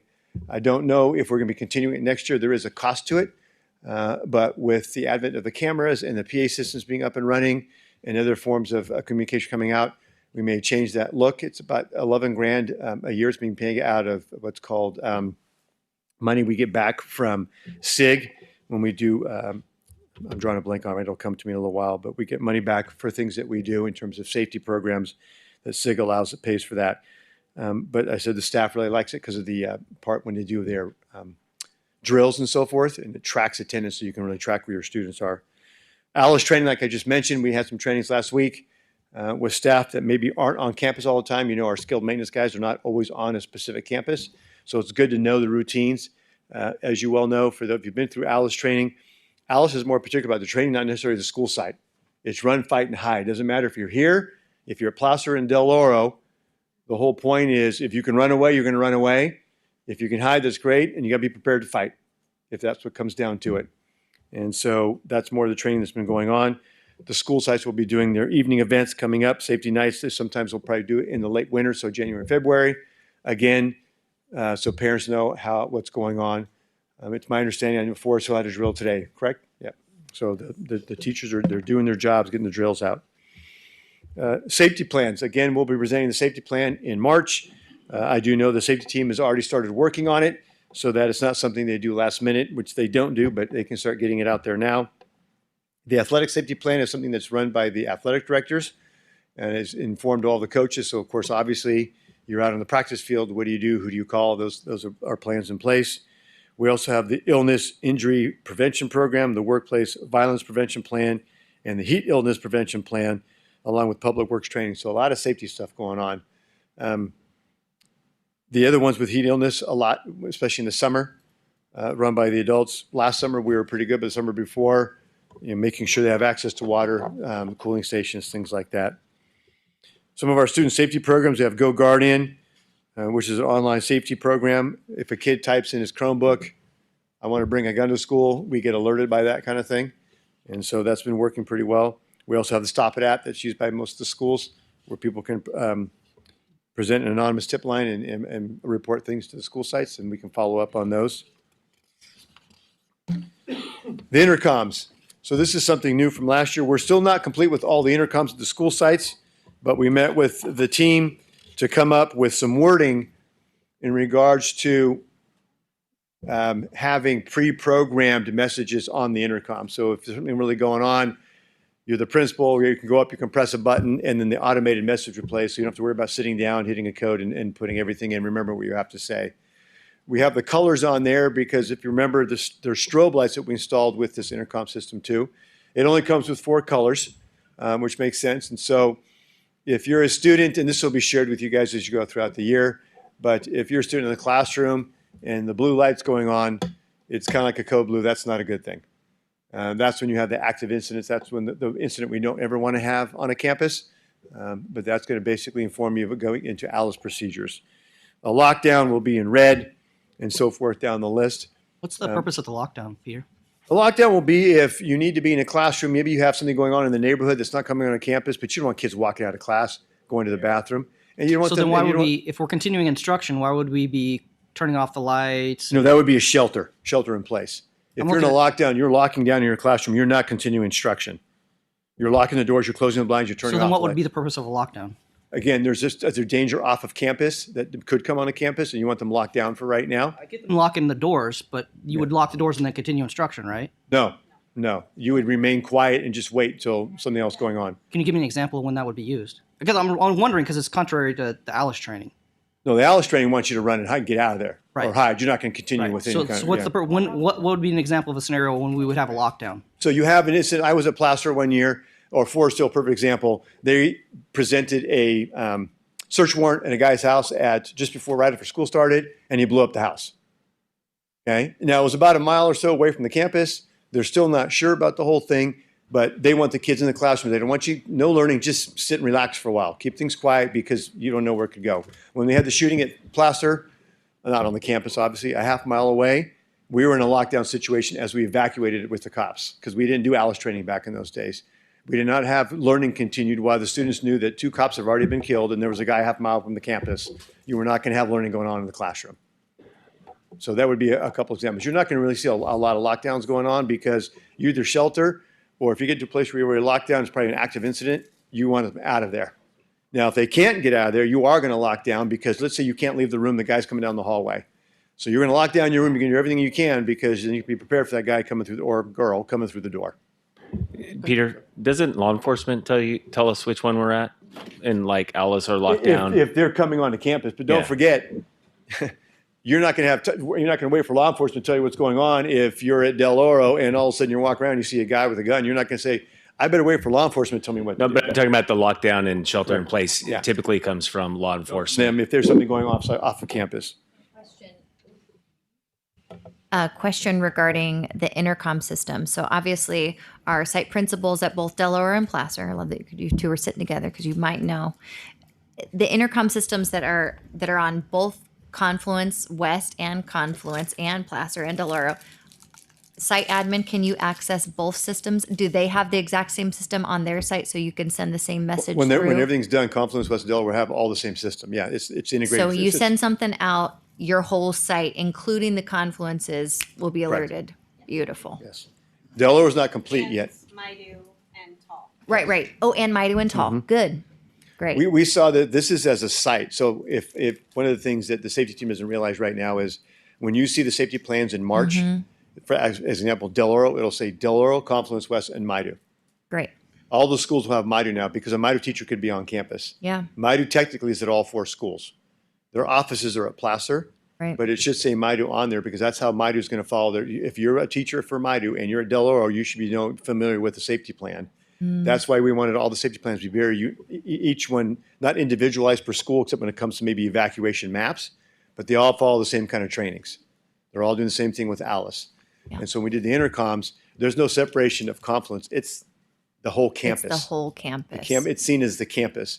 Great. So yeah, Jamie's got a busy job. She's got to worry about the tall Yeah. program. She's got to worry about Yeah. Confluence. She's got to worry about Maidu and who's on, and then the school itself. Yeah, And great. then the neighbors who complain it's too loud. Yeah, well, safety first. So. Pros And and then- cons to living near a school. Yeah, the team is also coming up with some scripts, and so when they do the automated reports, they can go press that button, and the script goes on and repeats itself. So they don't have to worry about it, because I don't know about you, when you're caught in that situation, you're going to want the script, because the last thing you're thinking is how to stay fluid in your conversation, especially when you're worried about what's going on when it's that kind of incident. So some summary comments. Placer reports that the intercom upgrade has allowed for uniform bells and clocks, which has been very helpful. So there's some really good feedback there. We've had 2 district safety meetings along with our IAP and WVPP and those meetings. We'll have another one of those big meetings in December. The cameras have been a tremendous help managing incidents on campus. We won't catch everything, but just speaking from experience, when I was in AP back in early 2000, the cameras weren't as great. But since you know the kids, we can identify even a kid walking away from you backwards, right? Just from their walk or their ponytail, whatever it is. And you call, how do you know it's me? It's like, really? And they're like, yeah, it's me. And so I think they're really enjoying that. I think it's easier to search as well, too. We're having safety drills on campus. I think it was great. I get the alerts. So I mean, my hat's off to the team, because those are the things we forget to do, right? It's quiet. Things are going great. But keeping those drills, I saw them once a month at a minimum. I used to joke, tell some kid, just pull fire alarm as a joke. You'll have a fire drill. I'm not encouraging that. But that what happens sometimes at Placer, they'd pull a fire. Hey, we just did a fire drill. That's what Steve would tell me. We're on a roll. Strike 2, Peter, tonight. Yeah. Just kidding. Vandalism and vaping are down, but still persists. Still there. I don't know if we're ever going to get rid of that kind of thing. It cracks me up. I will never understand the vaping or the vandalism. I get why kids do certain things. I will never understand it. I'll never understand the fact that several students want to sit on a bathroom floor and hang out together. I won't understand that. That's not strike 3. That's just truth, by the way. I won't get it. I don't understand that whole aspect. And the vandalism itself, I always ask a kid, what did the school do to you? And so, but it's still there. So, any questions? Of course not. How's our Peter, I got a question. Oh, please. How effective do you think our camera system on our sites, maybe specifically at Placer, but at all of our sites, is cutting back or curtailing vaping? I don't know if they report, when I talk to the staff, they're reporting that the safety team they're reporting that it is down. Incidences are down because the kids, it's down because where are they going to go? That's why we're adding even more cameras as we go along. They have to find places to go, or they're hanging out and so forth. And they're reporting now, are they just catching the kids less because they're finding places to hide? Could be. But they're reporting that vandalism compared to last year and vaping incidents from last year has down from last year because of the cameras. Overall, it's going to be a deterrent. I find it very interesting. I think just in general, when you think about it, the cameras, they're everywhere you go. The mall, especially in bigger cities, and really, if obviously you're walking through downtown Penryn, you're probably not going to see a lot of cameras, but you will see them like at the mall, Roseville, things like that, downtown Sac. You're on camera, and because we don't record, there is no sense of privacy. We don't put them in the bathroom, but there isn't that you don't have that. I have my sense of privacy. That doesn't exist. In a public space, that's what the cameras are for. And it's also there to keep kids safe from other things happening on campus. One of the things that we mentioned, it's been a while since I brought this up, but we also have a software program that we got a grant with through Placer County Sheriff's that pay for this thing called PUHSD that allows access from Placer County Sheriff's Department and APD to access it if there's an activity on campus. So that way they're not going through, they hijack it basically so they can communicate with their people. Great. And so we did that. And so we also did these cameras because the other, West Park in Roseville had these cameras, and that was a recommendation. And I know the sheriffs and Roseville police loved it because we're all having the same system in place with the Vigilon and those cameras. Yeah. And so, thank you. I mentioned the bathrooms because especially, I can't speak for the other sites, but at Del Oro, it's a problem. It is. And bathrooms are locked routinely across campus, and students are having, this generation probably hydrates better than any past generation. That's a fact. And what's that doing if you have to walk clear across campus? Or I understand they're going to the admin building because that one's right. But then there's a line there. It's like, I don't know if it's just like a staffing issue or is it strategic? You mean for the cameras? You mean, No, or how with the kids? locking bathrooms to Oh, prevent. Due to vandalism? I can only and speak to what I used to do vaping? as a principal. I don't want to speak for the rest of the team. I know when I was working at Placer, when we had vandalism, we'd lock down every bathroom, and we told the students, if you want to go to the bathroom, call the office and somebody will come get you. And, between myself and the two assistant principals and the two campus monitors, we just knew our day might be busy doing that. And we would just do that for 2 days. And then I would send home a message to the parents and remind them that I'm not restricting access, because that's what they did, call them and yell at me about it. So I'm not restricting access to your student.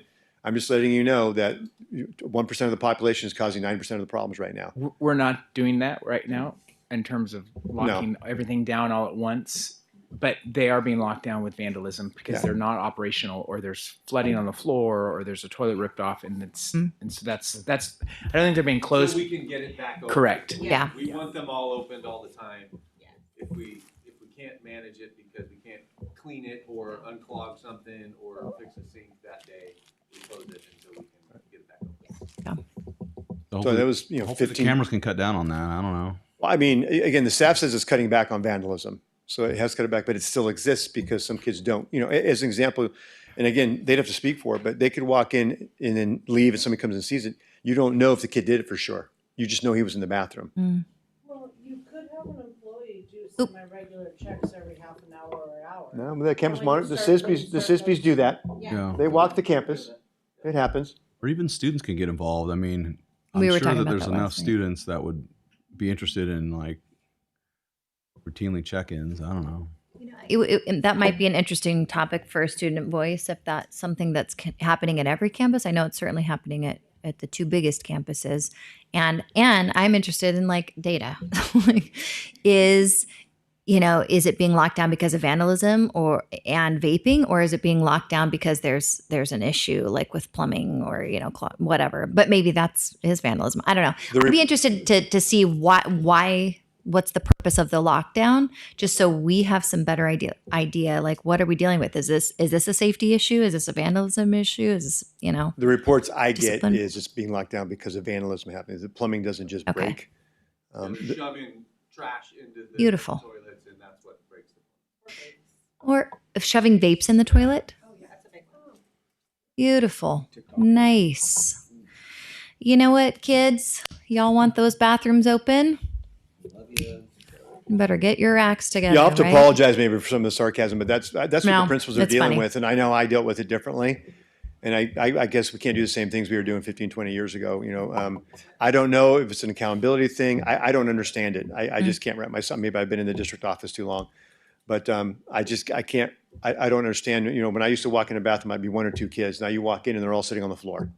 Yeah, it's so gross. And even I saw that just roaming around one time, and I look at them and they look at what are you doing here? I was like, I don't understand what's, we don't mop it every day. So I don't. Yeah. So I can't. Quick- So I rely on the team to help me out with that stuff. Yeah. Quick question regarding PUHSD, because after David asked your question, that's right where I was going to go, and you brought it in. How often is that being tested with our system? Are they logging in, without incidents? Because incidents aren't happening on the regular basis for them to get in. Have we had any issues? Are they popping into our system only as needed? Are they testing? I just would hate if there's not a system in place where we're testing it regularly for them not to get in when we need them. I can double check with Chris to find out where that stands, because I don't know. When I looked at the MOU, I think it did talk about occasionally doing that, but it's the MOU strictly they would access it when an incident like that happens. And Well, I'll needed. find out from him if they're actually checking to see. Yeah. Well, the same thing with the drills. If we're not testing things, then when it's critical, I just want to make sure we're functioning properly. Okay. Thank you. Thank you. Thanks, Peter. All right. All right. Item 10 is public comment on non-agenda items, and this is obviously our opportunity for the public comments to be received by the board. This is a time for board members of the This is a time for members of the public to address the board regarding items not on the agenda. Completing a blue public participation form is preferred but not mandatory. This form can be obtained at the meeting right here at the table by the front door. We do have a public comment tonight, but in the interest of conducting a public meeting in a timely manner, individual speakers will be allowed 3 minutes to address the board with no more than 20 minutes per topic. This is a comment period only. The law, California Education Code Section 35145.5, does not allow the Board of Trustees to take action on any item not explicitly posted on the agenda in advance. And we would like you to know that the board does value public comments and wishes to convey that although board members cannot take action on items that are not on the agenda, they listen carefully and appreciate and value input from our public. Okay, I only have one card. If there's somebody else who's would like to address us, you may fill one out or not. Let us know. Alicia Watkins. Welcome. Hi. Last time I was here, things got a little dramatic. Okay. 35 years ago, my mom and I moved to Placer County. 32 years ago, I enrolled in the Placer Union High School District. 30 years ago, we moved to Auburn. 28 years ago, I graduated from Colfax High School. 16 years ago, my son was one of the last babies born at the Sutter Auburn Faith Maternity Ward. Last year, my son enrolled in the Placer Union High School District. My family has 2 generations that have attended PUHSD schools. My mom taught children from this district for 17 years. 3 generations of my family invested in the Placer Union High School District. I've spent years with site council, PTC, art docent, all at AUSD schools that feed into this district. Conversely, the man who stood by the only public entrance to this building on the evening of September 16th, waiting to ambush me and have me arrested, cannot claim any of the things I shared. The man who was told by a Superior Court commissioner that I have a constitutional right to attend public meetings has no stake in this school district. The man who feigned victimhood at this very podium knew he'd get away with it because certain members of this board are tied deeply into his personal circle. The man who committed perjury to acquire a TRO, who serves on the Placer Republican Central Committee, who had the board's president's band play at his own campaign event, has never even been a constituent in this district. Instead of breaking for an emergency recess to gain understanding of the situation that occurred last month, the board gave credence to someone who has been proven in a court of law to be a liar. So I am here to give notice to this board and every board for every school district, city council, and the board of supervisors that I, Alicia Watkins, have a legal and constitutionally protected right to attend any and all public meetings regardless of the presence of Matthew Oliver. Should he stake out a spot within 5 yards of an entrance or 5 yards of the podium, I will notify the board that he is prohibiting my constitutionally protected right to attend and speak at the public meeting. Should the board do nothing to remedy the situation, I will notify law enforcement that he is using the TRO to deny me my constitutional rights. Should the board seek to have me removed based upon Matthew Oliver's presence, I will begin legal proceedings to address the board's denial of my First Amendment rights. This is the copy of the TRO which states very clearly I have the right to attend public meetings. Consider this me going on record to notify this board that I will be exercising my constitutionally protected First Amendment rights at any and all meetings as I see fit. Thank you for your time. Thank you. And I just wanted to share with you, as a board president or as a board member, I've never been in that position before. It's actually a conversation I had with our superintendent. I said, I'm not sure if I handled that properly. I didn't know what else to do. It's certainly not within our subject matter jurisdiction. When someone brings something to our attention, I turned it over. But obviously we always value your public comment. I wasn't allowed to make a public No, I comment understand that. I'm saying I called your name. I actually was paying attention to what was going on in the meeting. So I am sincerely sorry about that. Thank you. Yeah, you're welcome. All righty. Any other public comments? All right, hearing none. 11. Our board calendar announcements and correspondence. We've got a couple items on there. One which was canceled, our event on 10/20, or our special board meeting. I guess it's an event. Workshop was canceled. So in lieu of that, you guys should all attend Placer's celebration on campus that afternoon. I'm sure it's going to be great. I'm going to be there. And obviously, our next regularly scheduled board meeting is on November 11th. Couple other things that just as far as calendar goes, Superintendent O'Malley and I will be at Colfax on Friday to record with Colfax the state of the district. And so that will be coming out in November, but it was on our calendar for October. So we just wanted to let you guys know that's going down this week. Next, on November 3rd, Placer County Office of Education is hosting the annual trustee dinner. It sounds like 3 of us have confirmed. If you're able to go, is it too late? Yep. We believe. By Monday. Okay. By yesterday? Okay. Well, if that changed for you and you're able to go, time is of the essence, and maybe or maybe not, we can get you there. November 5th, did you all receive an email from Sierra College for their Veterans Day ceremony? An Eyes on Freedom exhibit? No. Okay. If you would like to attend, please let me know. I'll be attending that, and they had invited a number of trustees to attend. And Confluence's open house. I had it on 2 dates on my calendar. I have it on the 5th and on the 12th. It is the 12th. Confluence West. Yes, I had Confluence West twice on my calendar, so I just wanted to confirm that. So, and that is it. And then just as another reminder, CSBA Annual Education Conference is coming up Wednesday, December 3rd through Friday, December 5th. They moved it up a day this year. It's obviously in Sacramento. We have a member of our one of our student board members going to be participating on a panel. All of y'all will be there. It's going to be great. And so hopefully you guys are all still set to attend the education conference. But as we get closer, I'm going to keep reminding because it's important. And it'll be good for us to be together. Okay. Anything else at this time, board? All right. Hearing none, let's move to item 12, adjournment. Do I have a motion? Motion. We have a first by Lake. Second. And a second by Trustee Jeffries. All in favor, say aye. Aye. Starting with student board? Aye. Board? Aye. All opposed? That's a wrap, everybody. Thank you. Good night.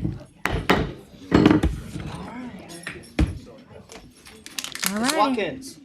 Can I talk to you for a second?